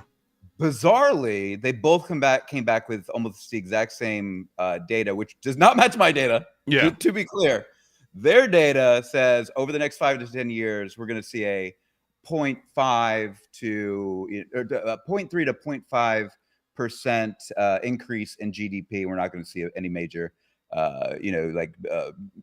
transformations in jobs and all of this sort of thing. So I'm like, okay. Okay, well, but here's what I'm thinking. My data shows an exponential curve going straight up. And they're saying theirs is showing like this, like gradual. Like this. And I'm like, yeah. What? First of all, when have these two types of organizations ever agreed on anything? Like, I don't know. They missed the 2008 fucking housing crisis bubble. They missed the .com bubble. Well, that's where I would go first. I would say what were these publications saying before the .com boom? Because if they were predicting the same kind of growth or something similar, where they're like, this .com thing's not going to be that big a deal. I only see 3 to 5% growth within the next 10 to 15 years. Then you could come back and say, okay, well, maybe they don't know what the fuck they're talking about when it comes to tech, when it comes to .com or tech bubbles, I guess, right? Yes. So I'm on a loaner Mac right now. Because I was at the Apple store the other day and I was talking to somebody at the Genius Bar, and this dude actually like you know, it's not all, you don't always find a genius at the genius bar. I promise. But this dude was pretty fucking savvy, and so he and I are both we both invest in tech pretty heavily, so we are pretty well researched on tech stocks. And so his wife is a financial analyst, and she's like diversify, and so they, you know, he's like she's pushing him to like, you know, you need to diversify, you're way too heavy in tech. And he's like, okay, well, let's look at our portfolios. And like, this man is crushing. And so like in 2020, at the end of 2021, early 2022, like my entire portfolio dropped like by 30%. Like, and what did I do? I bought more fucking tech. Like I bought NVIDIA. I bought like, I just kept buying tech stocks because they were like at a discount. And so then they just go, and then we see this AI like chip mania. So we've got billions being poured into the development of AI technology between OpenAI, Google, Microsoft, all of these different. Mike, can I just say real quickly, the other day, and I'm starting to see this now. It's becoming the first time you see it, you're like, oh my fucking God, that is crazy. And the first time you see a car without a driver, you say to yourself, Jesus Christ. And now I see it every day, and it's coming. I haven't left the house, so I wouldn't know. Well, I don't think it's going down in Florida. In California, they've been testing the driverless vehicles, and it's been something that California's really sort of opened the door for, and they've been doing it for the last 4 years now. Yeah, I mean, really developing this shit to where now it's called Waymo. It's called Waymo, and they've got a whole fleet of cars, and they're coming for every single job on the planet. Yeah. They want to replace humans with unbreakable, there's no overtime, there's no benefits. They want all of it to be automated. All of it. Brother, talk to me. All of it. And so my question is how in the hell? Yeah, I've been in my house for 12 months. No, but my thing is, okay, you see this, it's coming. The trucks are going to be, once shipping is automated, I think it's over. It's over. Like once they figure out shipping, trucking specifically, and it's close. Logistics, you know, that's the word. We're not talking about waste management that my family was in. Right. We're talking about actual logistics, like shipping, container ships, trucking, getting things from point A to point B. Yeah. And then unloading of those trucks. So why is Stanford University and Goldman Sachs both singing the same tune? Probably because they're investing in it with every dime they have secretly. or something, right? Or like, or they don't want to scare, like maybe Stanford doesn't want to scare everyone. Maybe they see the death of their institution is imminent, and they want to redirect people's minds. And Goldman Sachs, probably the opposite. They're probably just investing heavily and not informing the public, which is likely highly illegal. I don't know. I don't have any. Well, I mean, we see examples of stuff like that all the time, right? Like these insiders into the trading community make trades before they happen or buy stocks before they're big, and you know, and then all of a sudden it's in their portfolio and they're on CNBC, you know, saying, "Oh yeah, I'm just a smart guy like you know, I got lucky," or whatever it is. Like, it's a game. It's a game. We're not invited to it, but I think this AI might even the playing field. Exactly. And so that's the point of the business we're on. That's what Brevetto.com, like that's why we're doing this, right? Yeah. Because the institutions and organizations, so like these are the conversations that I've been having with my wife about, like, because I see this coming and I'm going, why is everybody asleep on this? Like, what am I crazy? And I keep researching, and then, you know, like as you said, you know, all these people, all these experts are saying, no, it's nothing to worry about. No, nothing's coming. And it's like, okay, so everybody's sleeping on this. The amount of money that's been invested by NVIDIA and Microsoft and Alphabet, Apple, OpenAI, and Apple, the amount of money that's been invested, we're talking at the scale of hundreds of billions of dollars, and they've seen a 6% return on that investment. 6. Yeah. 6. Why would they be investing this much money on something that gets a 6%? You spend $1, you get 6 cents back. Yeah. Why would they be investing? Because they see they see where it's going. They see that it's a loss leader. They pour money into it now. They're going to dominate. They're going to fucking dominate in the future. And so it's like, we've all seen the movies. We've all seen the scary future AI singularity events. We've seen Skynet. We Hollywood has done a fantastic job of preparing us for the potential for this to go sideways. You have Zuckerberg building $50 million compound in Hawaii right now. You have all of these billionaires are building bunkers. Why? Right? Why are they building bunkers? We all know why. It's because this could go sideways. This could go sideways fast.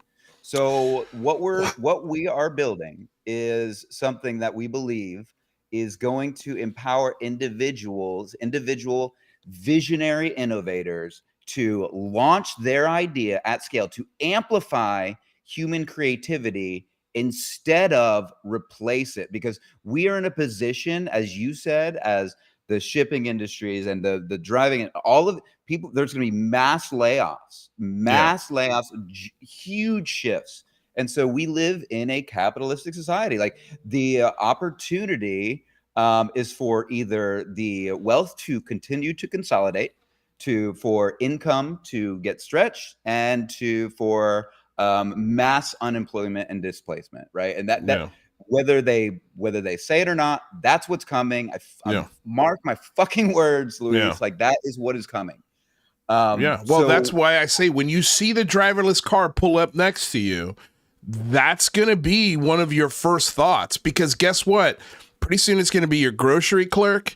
It's going to be the waiter at your table. It's going to be the McDonald's you drive through. It's going to be the package that you get through Amazon. Like they are, but like a guy like Jeff Bezos is biding his time until he can replace all of those people and all of the reason why it takes you a half hour to walk to the bathroom is because in 20 years when the robots are here, they're not going to need the bathroom. So just collect your paycheck at minimum wage with your stupid benefits and get the fuck out of here.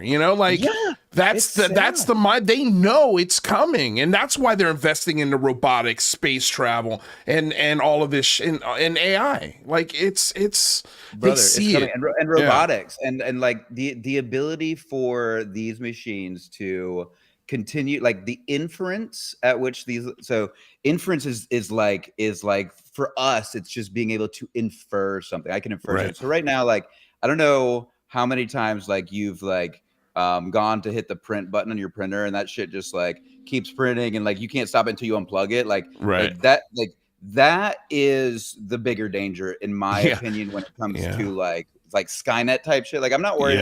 I'm not as worried about like the AI being like, oh, I'm self-aware now and humans are dumb, get out of the way. Like I'm not as worried about that as I am about these machines and AI being leveraged by shitty humans with giant egos and big dick rockets. And like that's the energy that is that's the power that's consolidating right now. And so if we are to, and this is the analogy that I think makes the most clear case for taking action instead of just going into the fucking attic and hiding, is that like even if you imagine like a shipping lane, right? You're back to logistics, but like a shipping lane, you're sending a ship from Florida to like Japan or something with product.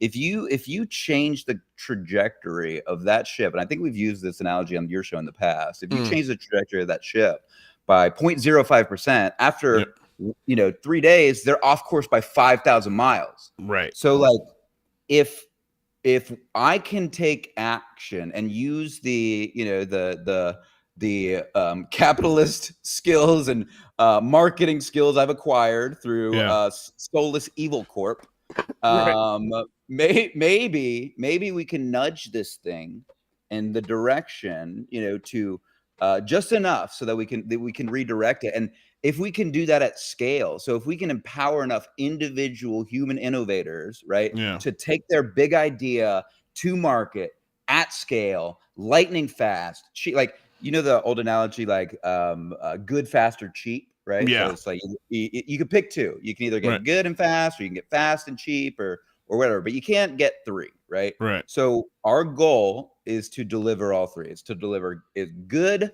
fucking lightning fucking fast, and fucking cheap, and democratize digital disruption at scale, right? With individuals. So this way, great ideas get shut down in giant bureaucracies, right? Corrupt conglomerates are always looking for ways to, you know, it's like the legal department won't let you do shit. The bureaucracy between, you know, middle management and you know, the C-suite is just loaded with egos and gatekeepers and fucking maniacs, man. Yeah, no, I hear you. My fear is that I think a company like Disney has got a 20-year head start, 15-year head start on this sort of vision already.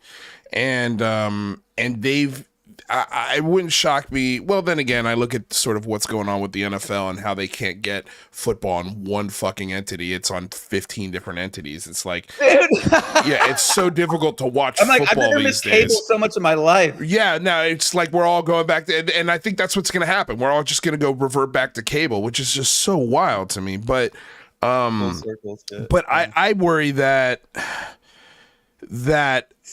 this will be taken swiftly, and there will be, like the .com boom, there will be, you're gonna get a Bezos, you're gonna get another, you know, like maybe a handful of new, like, trillionaires possibly because of the innovative things that they do with this new tech. But is there, I guess, I don't know. About this. Yeah, go ahead. Yeah, no, I just don't know if there's a cap, you know, like there was with the .com bubble, you know. But even with that bubble, like, of course, you got your big handfuls, but there are people who you have no idea who they are, and they've made millions drop shipping before drop shipping was a big thing. And so, like, I guess what is going to be that thing with this, where people, if they're smart and they're paying attention, they could get in early and get that .com kind of boost, but without all of the like backbreaking work that comes with a dropshipping company back in 19, you know, or 2001, whenever that kind of tech started. Brother, that is exactly what people should be thinking about right now. And I think the one of the big problems that we've always had with you know, it's a greed. We have a greed problem. We have a manufactured scarcity problem. You know, and it's a mindset. It really is. Like, you know, like in my industry as a digital marketer, like I help people sell a lot of software products and then like training courses and digital, like and like there's plenty, like there's no reason you can't sell it for $1, like, because you can make 1 million copies of it, right? But we don't sell it for $1 because you're going, okay, well, you know, there's, you know, we need to sell it for $9.97 or $4.99, and like I'm not judging that, but like there is an element of manufactured scarcity at play here, and I think human beings are very good at that sort of thing, and their egos drive them to amass wealth, to build power, and to grab land. We're just land grabbers, like by our evolutionary fucking nature. Like Australia used to have a whole lot of mega fauna, giant animals. We wiped that shit out real fast. Real fast. Like that's in our DNA. So, you know, but you know what's also in our DNA, Lou, is reciprocity, right? It's the number one driver of human psychology. So, you know, FOMO and you know, scarcity and all of those things drive human behavior in marketing. I know this, right? But like but the number one driver is reciprocity, because we are a tribal. We are tribal people. We're tribes by DNA, right? That's the majority of human evolution up to the last 10,000 years. You know, pre-agricultural revolution was tribal society, right? For the most part. And so like, that's who we are. So like, reciprocity is just, I give you cookie, you give me cookie. Like if I give you something, you're going to give me something back. You feel like if I do something nice for you, Lou, like you feel like you want to do something nice for me. And you might even feel guilty if you don't. Right. So it's like, it's a natural human instinct, but like these folks who have been seduced by such incredible amounts of greed tend to shut it down. See, to answer your question specifically, so I can be as authentic as I can be. I've been buying fucking AI domains like a chief. Yeah. Like you talk about I own like you know, logistics data. Like I own many domains that are very much down the alley of what you're talking about right now. Yeah. So, well, let me ask you this: are you using AI to find those domains for you? So it's a little more nuanced than that. So when I first started buying, I was like, oh no, the agentic fucking opportunity is coming now. So I started buying agent.ai domains. So like you know, marketing agent.ai,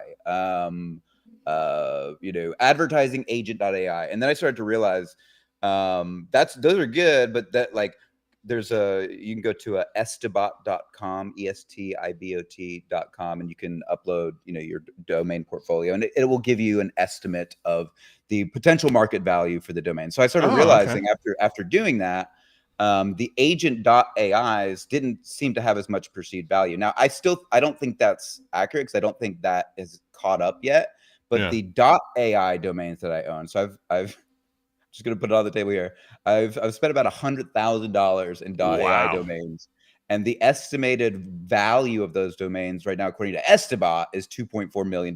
Right, estimated. Now, this could be a bubble, right? Right. It's not a bubble. Like I just don't see that as being a bubble. Well, if it is a bubble, it's a bubble that's just beginning to be poured air into it. You know, it's a bubble that's growing, not about the burst. Right. And it's like, okay, so we had a real estate bubble. Where are we now? Real estate's more expensive than it's ever been. We had a .com bubble. Where are we now? .com is more expensive than it's ever been. Try to go buy a .com domain that you want, and see what that's going to cost you to get the broker to go buy it from the guy to go buy. Like, it's crazy. Like, so yes, there's always bubbles, but like that doesn't mean, like, I'm a long-term investor, so I stick and hold. Like, I don't, like, when shit goes down, I buy more. Like, that's just how I operate, and I buy for the long term. I don't sell. You know, I don't sell when I get scared. I try to take my emotions out of it. So anyway, so you take that. So now we have the opportunity to. It's like in Monopoly, you know, when you like buy properties, like they're only worth so much until you start to put houses and hotels on them. So like, for us, that means that we can start I plan to put, you know, build, you know, create these domains, and then put some stuff that I will share with you on, we launch Wednesday, the 18th, and I'll share everything with you next Monday when I'm back on the show with Rather. But that being said, what I don't want to do is I don't want to hoard those ideas. So that's why I'm sharing it freely here. Like, it's not. I'm tired of manufactured scarcity. I'm tired of that mindset. I think it's bullshit. I think it's, you know, it's the opposite of who we can potentially be as a species. And, you know, right now, unfortunately, or the fact is that we're all in these little tribes. Like, we're in the red tribe or the blue tribe in America, and we're in the Chinese or the American tribe. And then we're in the, you know, the Florida versus California tribe. So we're all, and, you know, fucking you know, I'm a Giants fan, right? And so, you know, you get Browns fans, fucking idiots. Like this is who, right? So it's like, but if you begin to shift the narrative about what it means to be a tribe, then and you can begin to shift the focus on, instead of focusing on my little, just my little group, and start to think of ourselves as a global civilization, then we can start to see ourselves as what we truly are, and that's a singular connected species. And so, rather than manufacturing scarcity and doubling down on tribalism, I think the future, if we're not to live in a dystopic, AI surveillance, government, bureaucratic, bloat, wealth, vomit, whatever, then we've got to make some significant shifts. And I think the way to do that in a capitalist society in which we live is to empower innovation, take Luis's big idea and take fucking Bobby's big idea and Swink's big idea and Simon's big idea and Gracie's big idea and all those big ideas, and reduce the friction to entry, and deliver at lightning speed, and empower people with AI to amplify those ideas so they can go disrupt these markets, and we can start to dismantle power structures like at their own game, legal. It's interesting. I mean, it all sounds good, but can I recommend just a little more greed? What's that? A little more greed.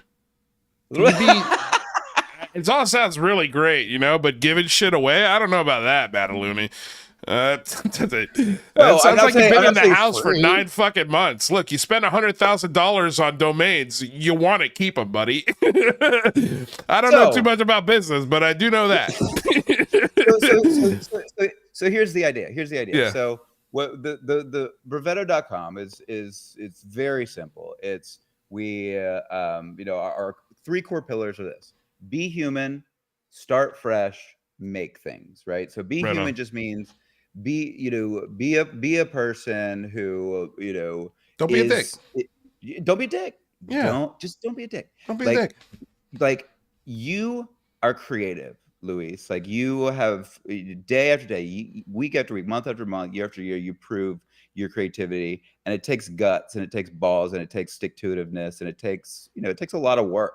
And a lot of people don't see that, and they go, well, and fucking Louis said this, and it's like, oh, and he took $20, in super chats, and what a dick, and it's like, okay, we could go down that rabbit hole, but we don't have to, right? So but the point is like, I don't want other people. I don't want to empower other people just to give everything away for free. We have to pay to eat, right? Like, we have to pay to survive. So like, I want to amplify those opportunities at scale for cheap. So rather than charging somebody $10,000 or 20 or 50 or $100,000, what if I could charge them 1,000 or 500, or or give them a DIY kit for like $5, or like give them a bunch of free shit that they could do it on themselves for free. Like, that generates reciprocity. And so by doing so and giving them the tools to succeed, not just the technical tools, but the marketing frameworks, because that's really the game changer here. It's amplifying human creativity by understanding how to develop, to empower people to actually get their message out. Because it's all fine and good to have a great idea. It's all fine and good to have the tech to back it up. But if you don't have the marketing frameworks to, like, for example, we use what's called the blue ocean strategy, and it's a very simple strategy, and it comes from 100 years of market research, and all of the best and the biggest and the brightest innovations, big market movers, really break down into blue ocean strategy. So when you think about when Steve Jobs launched Apple, launched the Macintosh? Was it Mac? The Macintosh, the first Macintosh. Yeah. When he launched that, he launched it with the Think Different campaign, and that campaign, like, it didn't fight for market share from, it wasn't trying to get after the computer market. It was getting after the innovation market, the idea people, the innovators, the people who were interested in a savvier experience, who wanted, to have, have slick capabilities and be able to do cool shit, right? And so, like, when you're building, when you're launching a product or a service or an idea or a podcast or a show or a business or whatever, like identifying the unique psychographics, like so you have demographics, which are like, I'm a 73% Italian, and I'm a man, and age 35 yeah, exactly. 40, 27. But yeah, like psychographics are like people's interests, their passions, their talents, their values, their how they think as groups, how they connect with others, how they socialize. And so by being able to understand those things and be able to break down, instead of just trying to launch to everyone, right? You begin to say, okay, I've got a great idea. I've got a good idea. What if we could take that good idea, use AI to make it a great idea, like use it to brainstorm, come up with alternative ideas and additional resources and all that sort of good stuff. But then you plug that into what we've built, and her name is Abby, A-B-E, E with the umlaut. It's the little 2 dots. Makes the hard E sound like baby. So A-B-E with an umlaut, A-B like baby. I've been developing and fine-tuning a bot using Anthropic technology. That's a large language model. It uses Sonnet 3.5 intelligence, one of the smartest models on the planet. And I've been building our entire brand, our marketing, all of our digital products, and I've been fine-tuning. So you've got a large language model, and then you have the ability to fine-tune it. So you can prompt it to speak, think, and act in certain ways. So when this bot launches and you go talk to it, you're gonna be like, oh shit, like this fucking thing talks like Mataluni. We're talking F-bombs, we're talking yeah. But Dude, awesome. Real market strategy that's as sound as science. And so like it's taking the guesswork out of marketing and using AI. And so we're gonna let people use that for free. They can buy their own and build their own brand. We're gonna sell them the ability. We're gonna sell marketing, digital products and services at all different tiers. But like we want everybody in the game. Like, and so we're gonna be giving away and offering for very inexpensive all of the DIY. Like anything you want to know, like anything that's in my brain that you want in your brain, like that's basically free. If you want us to do it with you, then that'll be a different price point. Then if you want us to do it for you, that'll be a different price point, right? So, but we want to create it so that at the end of the day, we amplify human creativity. We give people the ability to do what people do best, and that's make cool shit, right? Or just make shit at first, and then it gets cooler over time. And start fresh, right? So because people are going to be losing jobs in the very near future. Giant industries are going to be displaced. And I think it's time to, crucify the conglomerates and to behead the behemoths, my brother. I love it. I think it's cool as shit. I can't wait to listen and we'll see what's going on when you come back on Monday with, by the way, next Monday is going to be Mataluni and Rather. We're going to be having a UCR, like I said, reunion. It's going to be great. There was a question here from Greg O'Brien. I thought it was a good one because I think a lot of people don't know the difference. And he asked, is there a difference between, what is the difference between OpenAI and AI? Okay, so OpenAI is a company that was launched by Elon Musk, who's no longer, or co-launched by Elon Musk many years, 10, 15 years ago or so. They ousted him because he had a different philosophy. They were supposed to be a OpenAI, with the whole point was that it was open source AI technology. They're going to give it away. They were going to share it. They were going to let everybody else have a piece of it. What they did instead was they took half of the company and built a board that is so they basically created a new company into 2 distinct parts. One is partially for profit, and one is so the nonprofit side controls the safety and the AI ethics portion of the company, and the other side sold out to Microsoft. So Bing search and all of those things are running on OpenAI technology, which is the technology that runs ChatGPT. There you Dude, yeah, I can't wait to have you guys on the show on Monday. It's gonna be so much fun. I think it might go longer than 2 hours, especially once we get into this. I mean, I feel like I've only been here 6 minutes, and it's been like 50, 54. So well, okay. Mataluni, this was awesome. This was so cool.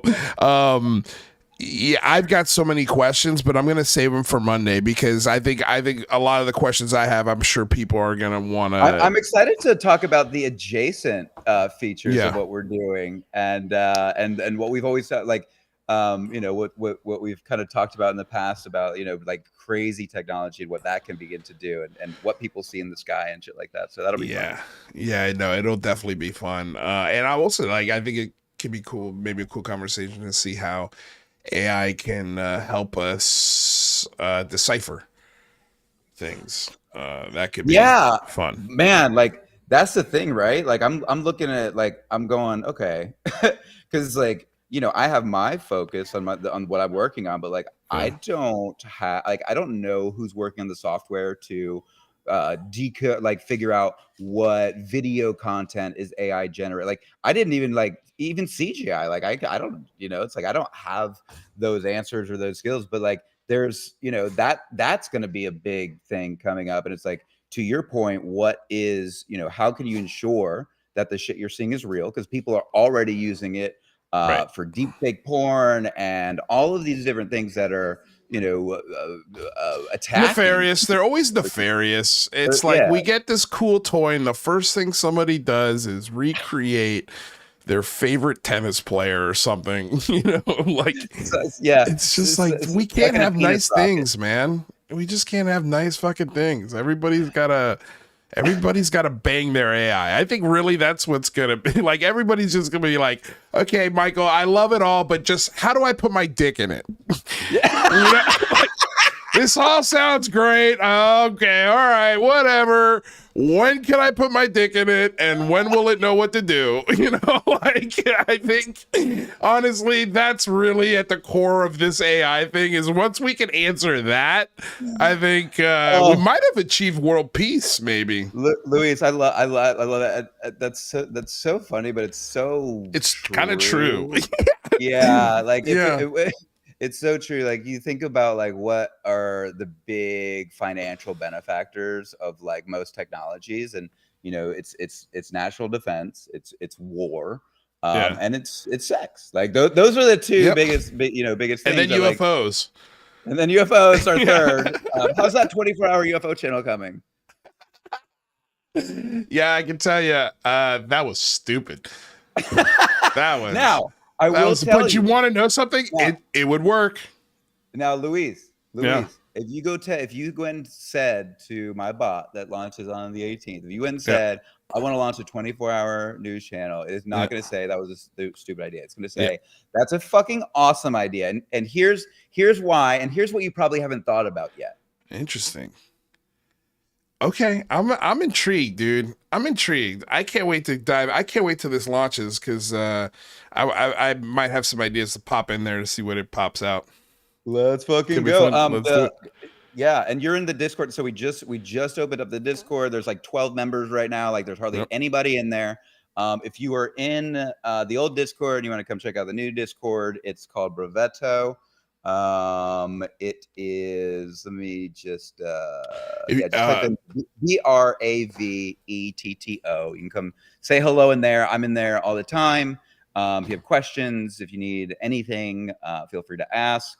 We will be launching brevetto.com, BRAVETTO.com on Wednesday. So come check it out. Come say hi to AB, the baby AB. She's going to be there to help you for free.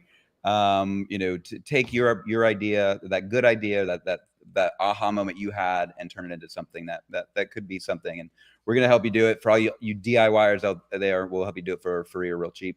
Is it okay if I put the link to the Brevetto Discord in the chat? That would be awesome. That would be awesome. So there you go, guys. Check out the Discord. So when this launches on Wednesday, I mean, look, especially, if you can get even one person that pumps out a killer idea that goes big out of this, whew, legitimized immediately. Yeah, no, I'm excited to see how this works. Yeah.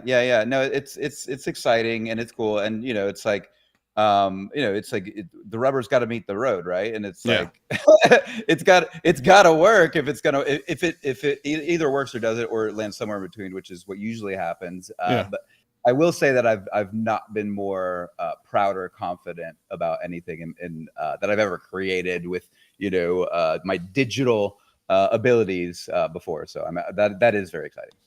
Nice, man. Well, send Kristen my love. I will. Are you guys cooking right now? No, she just actually got home from dinner with her mama. And okay. I see the smoker back there. Yeah, you got the smoker. There's the other. I don't know if you can see the other one too. I got the. You've got two smokers? I got two smokers. One is the ceramic style smoker, and the other one's like the digital one that you can just you can leave the house for like 8 hours and come home to like a brisket.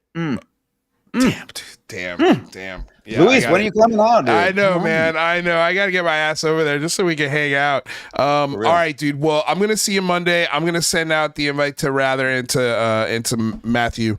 And, dude, it's going to be a blast. I can't wait. Love it.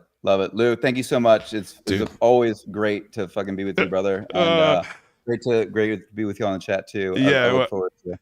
I can't wait for the laughs. Yeah, the laughs are going to be great. Lols. Oh, man. Yeah, and I miss Rather, man. It's been so long. I miss him more than life. It's gonna be great to get both of you guys on here because I miss the shit out of both of you guys. It's gonna be fun. It's gonna be a lot of fun. All right, dude. Well, we'll see you Monday. Pleasure, brother. All right, my man. Peace. Guys, that was Michael Mataluni. Again, we're gonna be talking to him on Monday. I think Monday's gonna be a long show. I should probably just go ahead and start planning for that now and let the lady know I'll probably be on extra long next Monday. And guys, we went a little long today with Michael. Hey, that's what happens. Okay, so God, there's so many other things I wanted to talk about. We'll go a few more minutes. All right, because I wanted to. This was a very interesting moment that Did you talk to a Jay Stratton? Where they got to ask Caleb Bench, who is the security guard on Skinwalker Ranch, about Jay Stratton's sort of beef with Lou Elizondo. And he had a very interesting answer. And I wanted to talk about this because this was very interesting. So let's get into it. Oh, and by the way, fair use. Well, this doesn't matter. This is a Twitter space. Who cares? Who cares? Go ahead. Did you talk to a Jay Stratton by any chance while you were there? Oh, yeah. I talk to Jay all the time. How's he doing? And what are your thoughts on this whole stuff about the books being different, him and Elizondo's book? I'd have to talk to them a little bit more, and obviously, I've never spoken to Lou Elizondo or anything like that, but I just know, I can tell you that Jay and Travis were pretty upset about some of the stuff he says because they know, working with him, that he stretched the truth a lot. And that's where it's like, I absolutely have a little bit more... He stretches the truth a lot. He's talking about Lou Elizondo. Where have we heard that before? Bias, I guess, just because I've gotten to know Jay and Travis pretty well, and from what I've heard, not just from those two also, but from other people, that Lou has an issue with over exaggerating and adding to the story. That was the same claim that Davis made, was that Lou exaggerated lots of stuff. And that's Science Bob chiming in here. That Lou exaggerated a lot of stuff. My understanding is, so Jay outranked Lou at all times, and Lou was, they looked into it a little bit more to see what his job was, way back in the 80s, I guess, when he was, I guess the source where he's claiming a lot of this information from. And he was some kind of tech that just checked like databases or something like that. And they were able to really dive in and find out what his credentials were and all that. And a lot of stuff he kind of misled people and kind of lied about on a lot of stuff. But that's just what I've been able to find out myself. And that's where it's like, I don't want to seem like I'm trying to. No, I mean, without going into details, Caleb, like, are we talking like little lies, like just exaggerations here and there, like, kind of inflate the ego or inflate the story, make it a little bit better? Or are some of these like big ones that could be kind of damaging to the disclosure process? Very damaging, like he can't help himself as a pathological liar kind of thing. He can't help himself. It's a pathological liar kind of thing. That's the exact same thing that Alejandro Rojas told me. Almost word for word. He can't help himself. He lies all the time. I've caught him in lies. So many lies. Oh shit. Yeah, oh shit is right, buddy. Oh shit is right.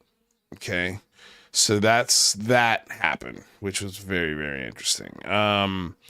This was... I don't care about this clip from Chris Mellon. Not that big a deal. Let's move on to some other things here. Okay, so this is good old Andy McGrillen and his propaganda podcast. Finally got his big interview with Lou Elizondo, and he's asked about Jay Stratton. So let's take a listen to this clip again. Fair use. We're educating the public and critiquing the videos we are sharing. This is covered under fair use and allowable by law. This one, I'm hoping you can clear up some. There's a lot of online nonsense right now, especially on the X or Twitter community. Your former colleague Jay Stratton is rumored. There's a lot of online nonsense. So he's trying to straighten up this nonsense. Have a book coming out, and a lot of folks are saying that both sides of your story and his story won't add up. Do you think that's in any way true, or would you expect there to be a lot of correlation? Yeah, no, I don't know what Jay's writing. Jay and I, which tells you they're not talking.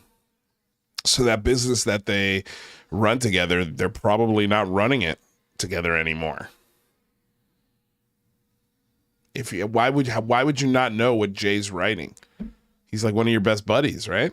And I had interesting and similar experiences and also different experiences, worked for different organizations while working for the program. I suspect that, a lot of what Jay is writing may probably reinforce what I'm saying, but he also had his own experiences as well. And so there's, it's just like you and your friend that you meet at, you work together at work with, you'll have a lot of same experiences.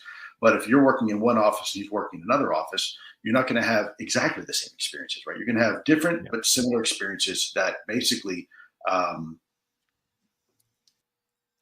Oopsies. That was an oopsies on me. I clicked that a little. I ended that a little too early. And I'm really looking forward to his book coming out. I think it's the greater effort. Right? You're going to have different but similar experiences that basically support or reinforce the greater effort.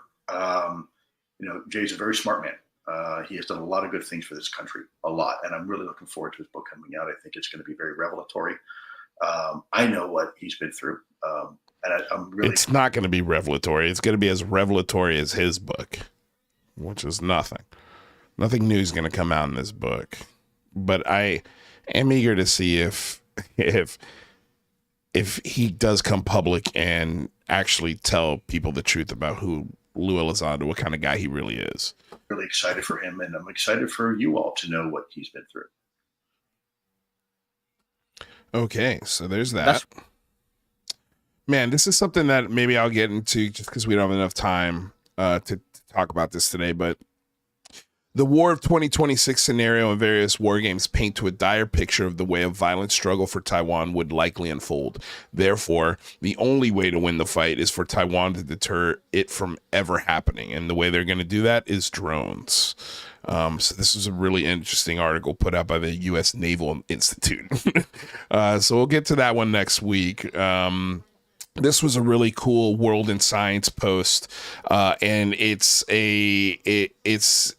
says incredible, a collection of multi-planet systems discovered within the Milky Way by the Kepler Space Telescope, and it's like teeming. It's teeming with how many. I mean, this is just one part, and this is our solar system, you know, right here in the middle that you guys are seeing right here. And then there are just an endless amount of other solar systems similar to that of ours here in the Milky Way. And it just zooms out and keeps zooming out to show all of the neighboring solar systems, and, you know, similar to the Milky Way, you know, or it's really the galaxies, the different galaxies. It's insane. It's absolutely insane. It's so cool. So cool. Okay, so this is something I wanted to talk about here. So Rogue UAPTF, this is a handler, one of Lou Elizondo's handlers. This was my point person. His name is Jesse Springer. He's got a sound studio out here in Los Angeles. His name is public. He's a publicly known person. This is not a dox. Everybody knows who this guy is. He's one of my point people, and after our show on Friday, he came out with this post that read, "There have been some deeply uninformed, if not intentionally nefarious attempts to assail at Lou Elizondo's military and civilian service. Curiously timed, as we are hard at work advocating for the UAP Disclosure Act to Congress." There's nothing curious about it. We FOIA'd his military record after his book release, and we got it. It just so happens to be now.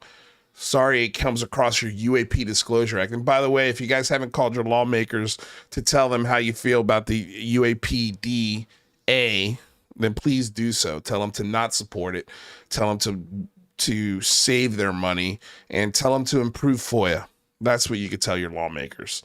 A recent blog post opined, quote, "The records I obtained would reveal a far more routine military career, far removed from any high-level intelligence operations or decision-making authority. Regardless of whatever limited records this blogger obtained, the truth is extraordinary. Lou was the very first military intelligence civilian deployed to Afghanistan after 9/11. This is not true. He was the battle captain in hostile conditions and the Army sub-control officer for the Redacted. He served as operations officer for the U.S. Army counterintelligence while deployed in Kandahar as part of the Operation Enduring Freedom of the Humint Unit, the Humint, whatever that is. Operations he served saved countless lives of fellow service members. Lou doesn't talk about his achievements in combat military intelligence because, as is often the case for veterans, the battle scars are far more just akin skin deep. Instead, he felt it was unwise for me to respond to the assaults on his record. Perhaps he was right, but I feel this necessary. I'm deeply familiar with Lou's impeccable service record and leadership roles. These attempts to discredit him are hurtful. There are many others who served with him who confirm his achievements. I haven't seen one of them. I haven't seen one. Not one person who was with him in Kandahar has come out and backed up that story. Stealing valor from someone who has honorably served in multiple capacities and contributed in profound ways to the U.S. national security is egregious. There are countless pages in the U.S. government records which laud Lou's service to our country. Many are still classified. I have asked Lou for his permission to share a few of these pages that aren't. If he agrees, I will share them in a later post and get back to fighting for what really matters, passing the UAPDA. So he put this out, right? And Mick West wrote, "Well, who are you?" And I wrote, "It's Jesse Springer." And then I told him exactly who he is. So there was a lot of responses to this. And he also put out this Senior System Civilian Evaluation Report. Okay, so again, he's a civilian, right? In this report. Afghanistan served as primary oversight officer and coordinator of all counterintelligence force protection operations. So he was working as a contractor essentially in this. Serves as operations officer for U.S. Army counterintelligence, reporting originating from Afghanistan while forward deployed to Kandahar, Afghanistan. Now, we established that as a member of the Army, he never went to the Middle East. Now, we don't know after his time served in the Army, but we don't have any record of that. And he won't release any records from that time. So we don't know where he was. Maybe he was in Kandahar. And he's got pictures here, right? Ooh, look at this one. And this one. He's in front of Kandahar International Airport. That doesn't mean he was fighting. And if you look at what he's wearing, he's not wearing any weapons. He's not wearing any backup ammo. He's part of it. He's doing office clerical work and taking pictures in these places. And yes, it's dangerous. But he was a contractor. He was getting paid pretty damn good money to be there. But it was, let's see, there's, because McGowan responded to this, and also so did our buddy Chris, and I want to get to those. Okay, so here we go. So Jeremy writes, once Rogue UAPTF puts this out. Oh my God. Oh my God. Wow. Dude. That was the first time anybody's triggered that meme. I've been waiting for somebody. The only time that meme triggers is if you donate over $50. And we finally got someone to do it, Michael Mataluni. Dude, you didn't have to do that. You didn't have to do that. But thank you. That's incredible. that is incredible. Holy shit. Holy shit. So I got to replay that meme. I'm going to pull it up here. Just give me a second, guys. Damn, dude. Thank you. Says, great to be with y'all. Love you guys. Be bold, bitches, with a little baby E. Little baby. A baby. A baby. Dude, love it, man. Thank you so much, bro. Love you back. Seriously, that's incredible. Absolutely incredible. Absolutely incredible. Yeah, I want to play that meme again. Look at that. I put my face on Jean-Claude Van Damme dancing. Yeah. Woo. That's you get 3 replays on that one, baby.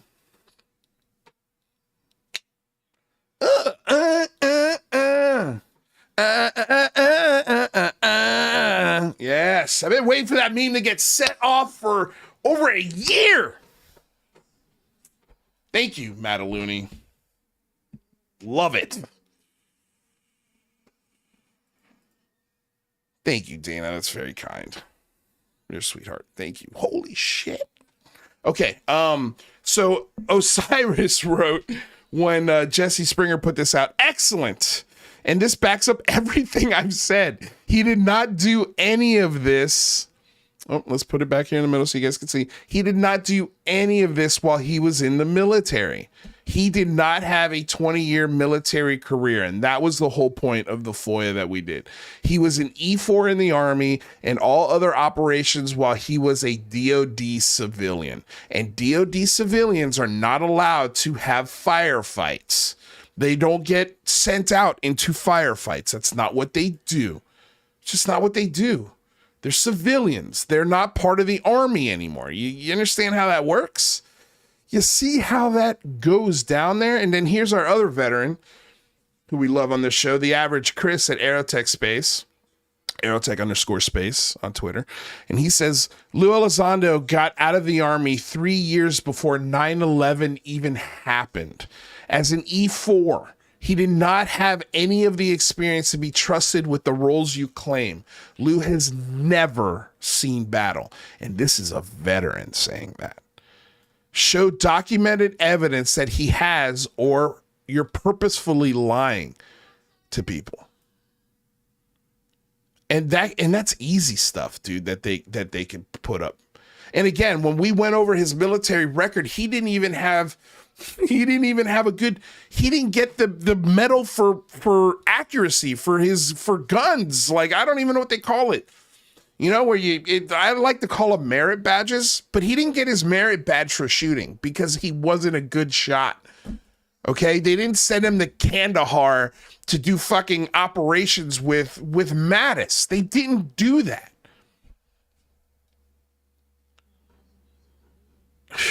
Just insane, dude. Now, if he was working for Blackwater, maybe, but I don't think Blackwater would hire him as one of those guys, you know, who's patrolling the streets and, you know, protecting high profile clients like lawmakers. He wasn't doing that. He just wasn't. And if he was, prove it. Prove it. And if you were, then we will correct. No problem being wrong on this one. But your inflation of the military service goes in line with the inflation of everything else that comes along with you, Mr. Elizondo. It's a never-ending circle of nonsense. Okay, so, and I'm sorry I'm kind of like speeding through these here, but we're 20 minutes over show. But there's just clips I have to get to, because if I don't think we'll get to them. So this was if you don't know, Matt Ford has also just had Lou Elizondo on his show. So like I said, the UFO Tour Continues, the propaganda tour. And this was something that absolutely grinded my gears, because this is just fear-mongering, Y2K, you know, end of the world doomer shit that these guys just brought up. And it's just like, okay, great. Now Elizondo's a doomer guy. Amazing. But let's listen to this clip, because this was really stupid. Now, there have been some significant rumors of events regarding UAP that may occur within, like 10 years or so. I don't know if it's something coming or a natural disaster. You hear of something big coming down the pike. Have you heard of these claims? And if so, do you have any idea what it may be? Yes, I've heard. So in 10 years, the end of the world is happening. Have you heard anything about it? And can you give us some details? Of them, yes, I'm aware of them, and I'm not able to have that conversation. He's not able to have that conversation. Why? It's clearly not classified. Dickhead Matt Ford is asking you about it. It's not classified. I think here's what's happening is I think it's in 2027 or 2028, and then again in 2030 something. We are going to have an asteroid that is going to come closer than any other asteroid has in the history of asteroids. And some calculations show it might hit us, although it's a very small part of the calculations. And most of the calculations show that it's going to narrowly miss us. It's going to come really damn close. And this thing cycles through our close orbit twice within I think a 7-year period. And I think the knowledge of that out there is the oxygen to conspiracy bullshit questions like this. But I also think there is maybe some merit to this, because you do see that I think it was NASA that had that DART program that redirected an asteroid using rockets, essentially. So these are technologies that we're working on in anticipation for something like this coming one day, where it is on a direct trajectory. But hopefully by then we'll be able to, like type 1 civilization kind of shit, where we can redirect an asteroid. Like, that's coming. And we're not far from that. And we've actually done it. We did it. So that's, it's cool, but then you get doomer questions and doomer scenarios, and you cause people to try, to panic buy. I don't know what the point of this question is, other than you've got insider knowledge to an unexpected cataclysm that Matt Ford says is coming in, 10 years, and it might be UAP related. UAP that may occur within, 10 years or so. I don't know if it's something coming or I don't know if it's something coming. Why are you asking this question? Like, what prompted you to ask this fucking question to Lou Elizondo? disaster, you hear of something big coming down the pike. Have you heard of these claims? And if so, do you have any idea what it may be? Yes, I've heard of them. Yes, I'm aware of them, and I'm not able to have that conversation. Got it. It's not my conversation to have. It's not my conversation to have. The end of the world, you know, the thing that I know about. Yeah, I don't want to tell anybody about it. It's not my conversation to have. I shouldn't be warning people. I've heard about it. I know about it. I'm in the know. Yes, Matt, I got it, but I can't talk about it. Dude, how much more of this nonsense are you guys gonna fall for? In terms of now, I mean, like, that is just stupid stuff. And this is also one other thing I wanted to point out here was his position in pay, Elizondo, on this paperwork that Schmuckface Rogue UAPTF put out.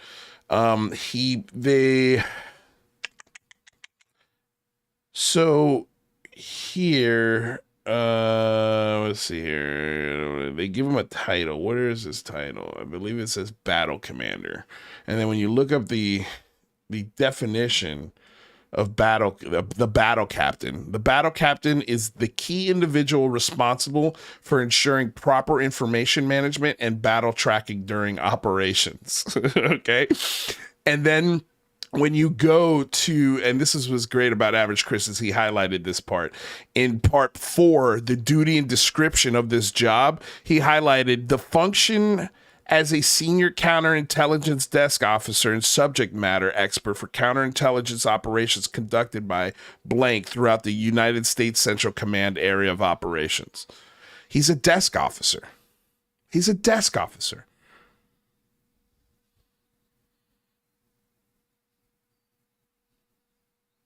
A general contracting desk officer. And I hate to break it to you, that's what he did in the military too. He wasn't part of any secret programs. He wasn't fucking special. He was a grunt. And he's told you this. He was a grunt. He was a grunt. He's always been a grunt. He likes being a grunt. That's his words, not mine. Anyway, this was cool. This guy somewhere, I'm going to go Philippines. My money's on Philippines and or Vietnam is my second bet. But this guy built a UFO that floats on the water. So it's a boat. It's a UFO boat. This thing's got bay doors that opens up.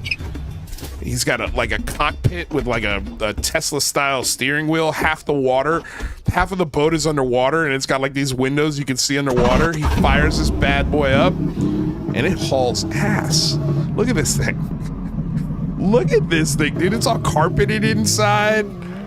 Look, it turns on a dime. Look at this thing, dude. Tell me that's not cool as shit. Woo! Look at that thing. Yeah, that's cool. And real. It's a real thing. Look at that. So cool. He must have built it out of a jet ski or something, dude. This thing is sick. This thing is sick. I wouldn't want one just because it doesn't. I bet it gets really hot in this thing. Number one, and also you can't fish off it. You know, like I don't know.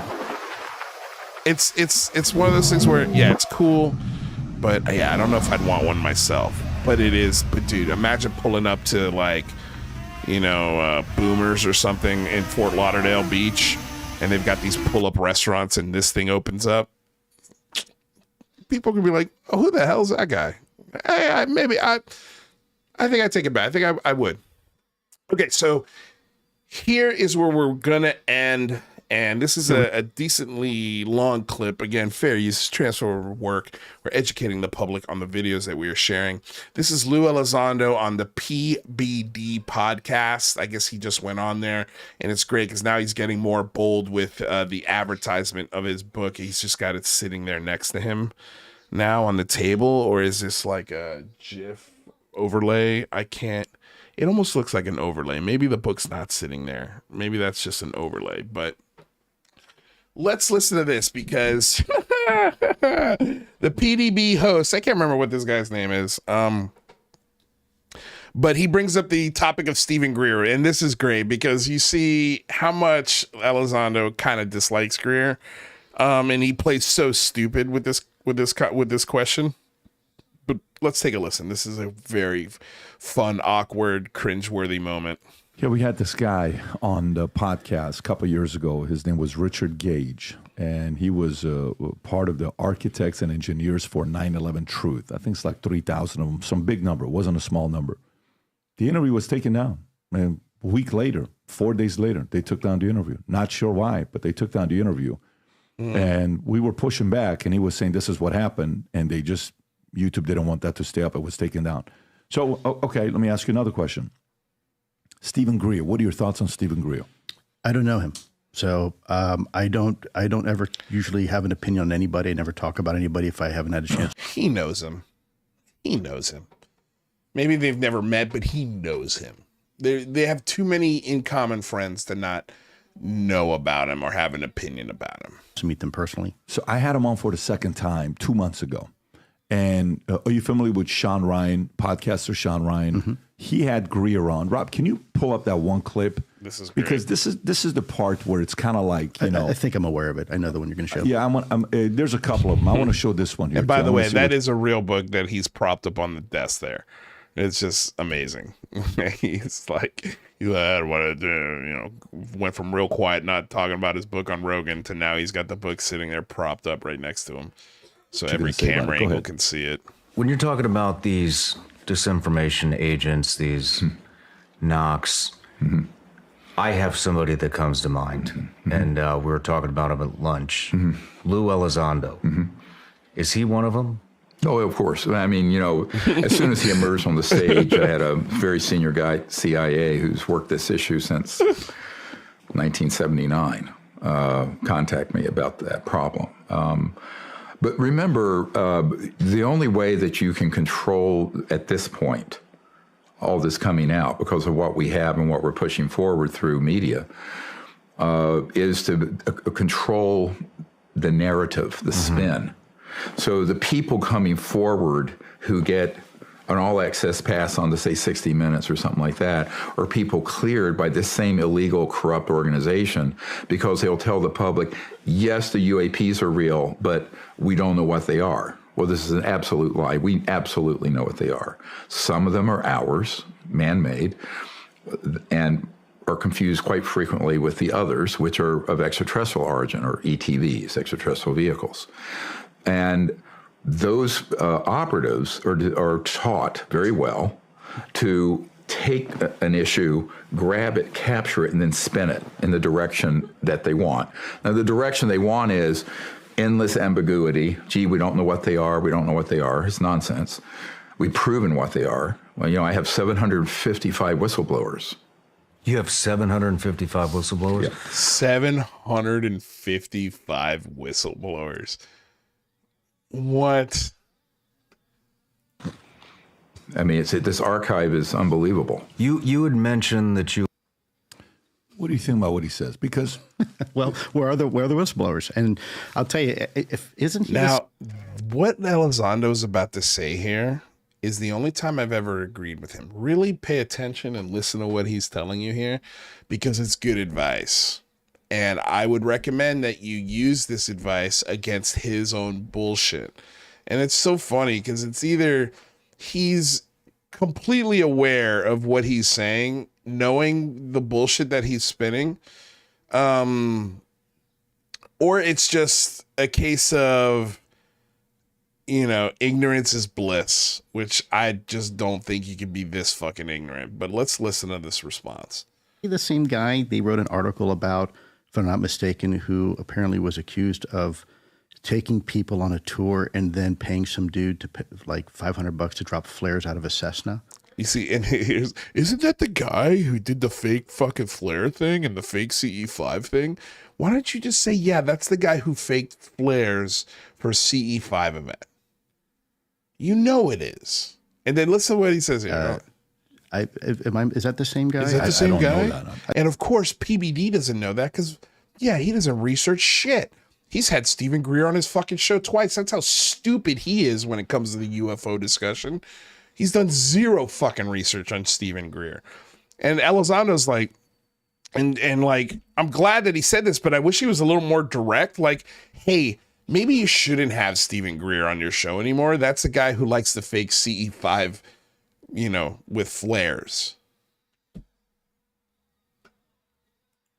I think there was an article.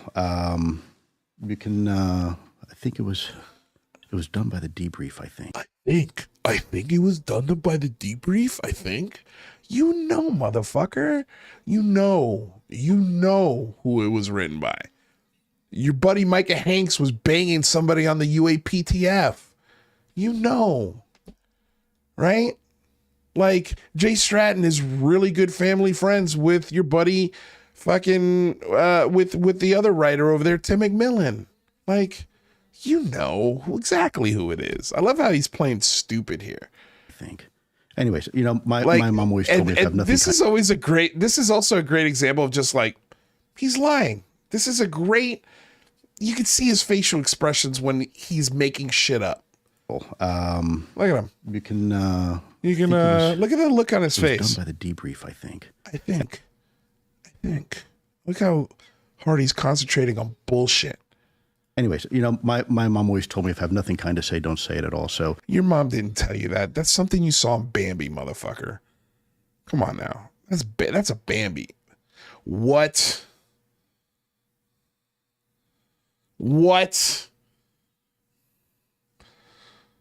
Dude, this is the most money anybody's dropped on this show in 2 fucking years. Michael, stop. You know what? Just give me a couple of those domains. Why don't you stop giving me money and just throw me a couple of your domains, man? This feels wrong. But I love that dance.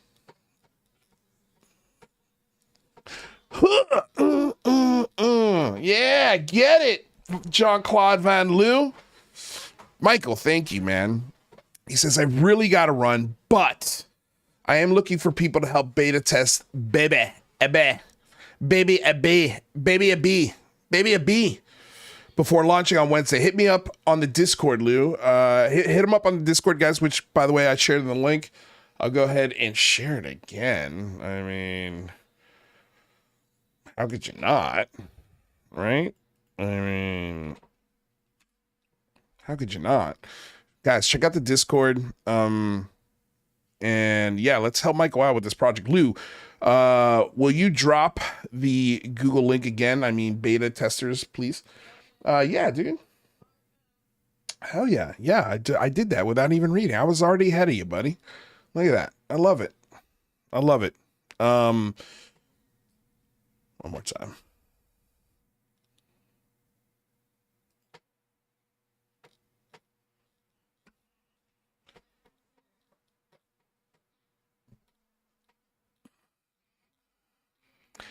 Wow. Called Blizzard, man. I think he just got dethroned, dude, in one show. In one show. Mataluni completely dethroned you. No, I'm kidding. It's not a contest, everybody. But thank you for the generosity and support. I honestly, wow. Holy shit. Okay, let's get back to this. Wow. Thanks, dude. Guys, go check it out. I mean, honestly, it sounds like he'd be helping you more than you're helping him. Like, at this point, dude, if you could get AI to start a business for you, and that day is very close, if not already here. Yeah, and I think it'll be cool conversation to dive in next Monday. I can't wait. It's gonna be cool. I honestly, I plan on using the Brevetto and the the Bebe. I'm going to use it for sure. I've got some ideas. All right, let's listen to the rest of this. So I've never met the man, but, you know, it's nonsense. I don't know what to tell you, man. I mean, look, where are the whistleblowers? You know, when I went to the IG, you know, and had my conversation, I didn't see any of them. You know, I know the ones that we talk to, we go to Congress and we talk to Congress. I haven't seen him. This is the one you're talking about? That's it. Likes to suggest that he is a regular contact with extraterrestrial. Can I kindly in a person begins to document close encounters of the fifth kind, but is really contact with them? So he reads through this article, US military right? are very confident UFOs are unknowns. Doesn't come to any conclusions here. Claim to have Did Steven Greer fake a UFO with flares? Question mark. That's the name of the article, although it's not a debrief article. So I'm looking for night scopes. There's no smoke. There's no trails. There are no flares. It continues. They're falling. They're waiting for us to join us. Yes, this is years. And I know like something where these UFO aware fight is true. A 9/11 registered. This is to deploy. Yeah, we've gone over this article. We've talked about this before. I mean, yeah, it's not even a doubt. Like Steven Greer faked a CE5 event. He hired a pilot to drop flares over the beach, and then when people went to go film it, he said stop filming because he didn't want the video out there. He didn't want a video that he didn't control out there. Whoa! Oh my God! Whoa! Just don't pop stand too up, much. Please crouch down and look, because you'll block our cameras. Yeah, those are illumination flares. Those behind me may move and stand up, because. Well, what is he saying they are? You see that color? I don't know. I don't pay attention. I don't, like I said, I don't know the gentleman, so I don't invest any time. Okay, so so to me though, where I go with this is, I had him on twice. And I listened to, by the way, I don't know if you watched the documentary he did about the Invention Secrecy Act of 1951. Yeah, it was really stupid. I don't watch his material. Okay. I don't watch his material. Look at his face. Where's that face familiar? He's watched it. He's watched his material. He hates Steven Greer, but yet they share a lawyer. And it's weird. The other guy that he doesn't seem to like right now is Jay Stratton, and they share publishers. What is it with you guys? You guys don't like each other, but you share publishers and lawyers. What's going on? Like, what's happening? World, who is Steven Greer or types like him in your world, in the military? How do folks listen to this? Look at someone like Steven Greer. We don't deal with him. ATIP was only focused on military encounters. And so, as a civilian, I'd never met him. I don't know much about him. And, I've never worked with the guy. I'm aware of his feelings towards me. He's certainly entitled to whatever feelings he wants, but proof is in the pudding. We got videos released. We've got Congress involved. We've got an Arrow now, an organization that's been established. We've got whistleblowers coming out. I don't know what to tell you. People are free in this country to do what they want, listen to who they want. It is a free country, and I encourage people to get all sides of the narrative. I will never tell anybody, don't talk to somebody. Go ahead. Do you want to? Yeah, you won't say it to their face, but you'll get somebody else to do it. You'll get somebody else to do it for you. Be my guest. Yeah, you see, that's the part. That's the part for me where, as a viewer, you sit there, me, or anybody else that's watching this, you're like, oh, shit, who the hell do I believe? Do I believe the free market, private, somebody doing independent work? Do I trust Listen to the this government? answer. This is the answer that I really want you to pay attention to. Many years they've lied to me. And you don't believe anybody. You believe the data. This is the problem. You don't believe anybody. You believe the data. Okay, great. So what's the data? What's the data when it comes to UAP, Lou? Anybody gets up there and says, believe only me, that's a problem. You don't hear me saying that. I agree. I agree. What I think, it doesn't matter what Lou Elizondo thinks. What matters is what you think. Here's the data. My job is simple. Here's the data. Right. You figure it out yourself what it means to you. I'm not going to sit here and tell you some little narrative about. But you kind of are. You are weaving a narrative. You wrote a fucking book about the narrative. History. Look, here's the bottom line.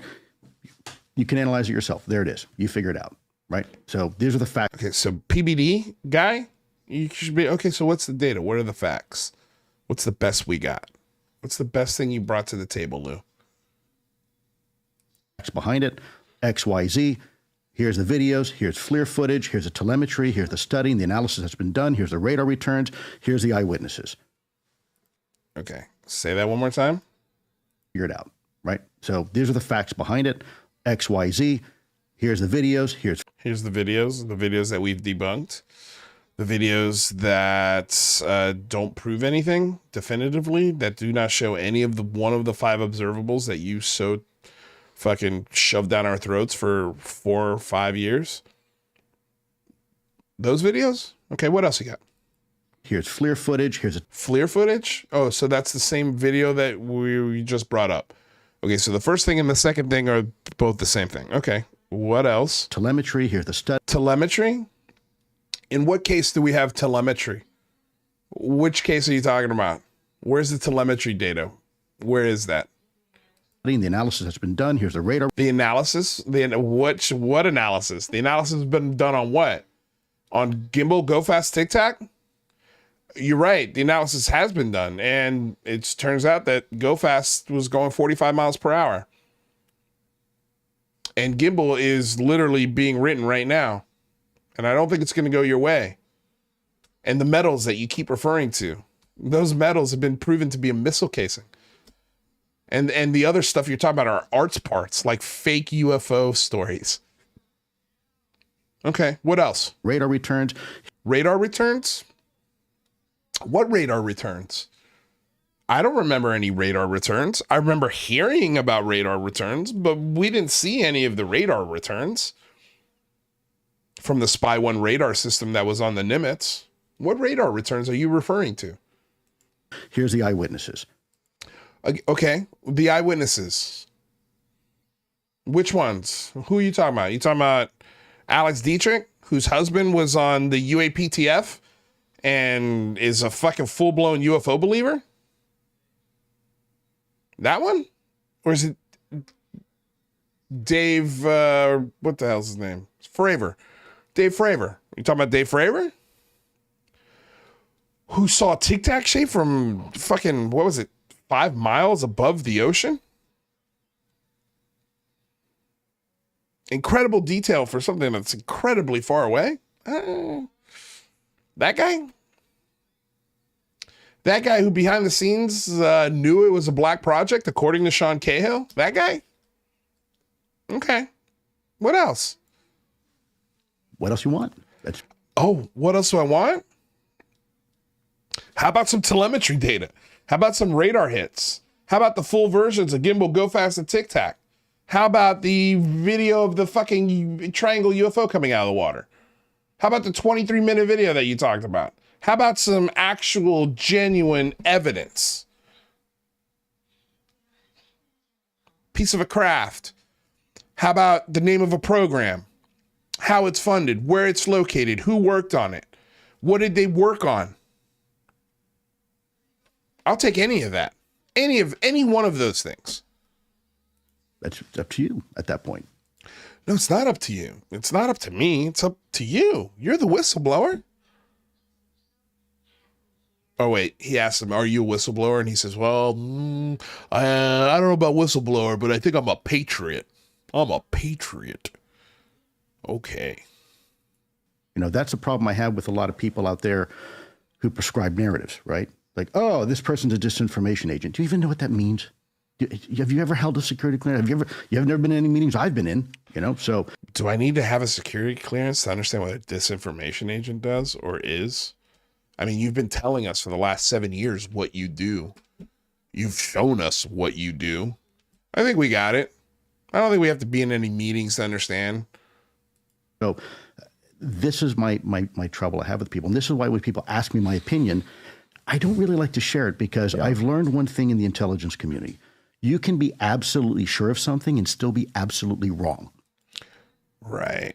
Take your own advice, pal. Take your own advice on that one. You can be absolutely sure and be absolutely wrong. I'm absolutely sure that you're full of shit, and I know that I am not absolutely wrong on that. And that's important because I know my own limitations. I'm the first person to say, hey, Lou, what do you think about this? You know what? Doesn't matter what I think. What matters is what you think. Here's the data. And then you figure out what this means to you, because this topic is a lot more like, you know, people talk about, the military industrial complex, and they're trying to look, I don't want a general telling me how to feel about this topic. If it's a national security issue, great. If you're going to tell me how we're going to stop these things from interfering with our nukes or how to stop them from coming over our sensitive military installations, great. But this conversation is much bigger. It's a conversation that involves both the psychology and the sociology and the theology and the philosophy of human beings. And maybe this conversation's better off talking to your priest or your imam or your rabbi, right? Or maybe your family around the table. I don't want some 2, 3, or 3-star general telling me what I should think about this. This is why I think transparency is so important. Because who's the 2, 3-star general? I'm just being what I'm doing. I'm kind of giving you a hypothetical. Hypothetical, right? That there's someone in the Pentagon and the government that say, well, people always say, well, how should we feel about this? Don't ask that question. That's sacred. Don't just give it away easily to somebody to tell you what the narrative is. You figure that out. Yes, you're going to have to engage your brain. You're going to have to actually work that gray matter in there, but you'll be better off. Trust me. Don't be so quick to give up your ability to think. And that's my concern. By the way, this is not directed towards you. This is my argument when people ask me my opinion. You know, as tempting as it is to tell you my opinion, of course I have an opinion. But at the end of the day, it doesn't really matter, does it? What matters is what does the facts say? And then follow the facts, follow the data. That's how you get to a conclusion. For the last 4 years, every time we do pods. So what the facts say to me, what the data says to me, is that you are an unreliable narrator and someone who cannot be trusted. That's what the data says to me. Because when we look at your military record juxtaposed to your claims, they don't match. They don't match. None of your claims check out. Almost none of them. So that's where the data takes me when it comes to you, Mr. Elizondo. And honestly, this tour of idiots that you're on right now is maybe selling you a couple more books, but it's not changing the fucking world at all. This is hitting the mainstream media like a fart in the wind. They're not talking about it. Your tour on mainstream media is over. You're now on the fringe end of the tour. And I honestly, I don't know how much longer this shit's gonna go. I hope it fucking ends soon. But I know we still got a Julian Dory podcast coming out, and apparently there's some things said in that, even though I know there's nothing said in that. It's just a bunch of repeated nonsense over and over and over and over and over and over again. We've been down this road. We've seen this movie before.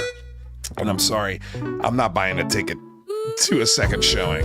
Like, I'll just go home and watch it on the DVD. And honestly, I don't even want to go home and watch it anymore. At this point, it's just not fun. It's not interesting. So yeah, you guys, what a crazy show. What a crazy show. Look at this, dude. You got $300 in donations for Matt Looney. You're a maniac. I don't know why you did that.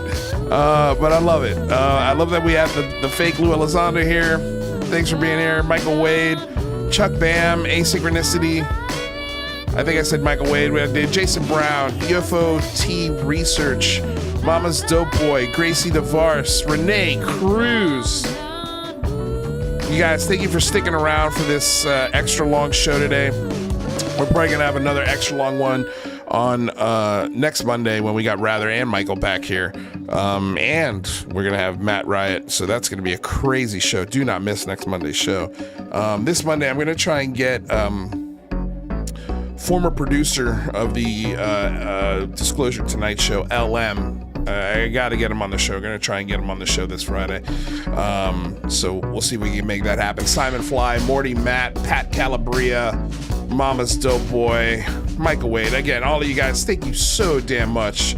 So damn much. Dana Shadell, our member. Pinzer Lou, member. Michael Mataluni, insane. Thank you so much, dude, for the support. It was absolutely crazy. I don't even know what to say. My buddy Dan Barry. Dan, love you to death. Thanks for being here and checking out the show and putting yourself through the pain. Blizzard. Dude, thank you for being here. All of you guys, it's been an absolute pleasure. We'll be back Friday at 3 o'clock. And yeah, that's it, you guys. Thank you for watching Lou Reviews. Thank you for helping us raise the bar. And until Friday, we'll see you. Have a great, wonderful night. Peace out. Nope, it's this one. There it is.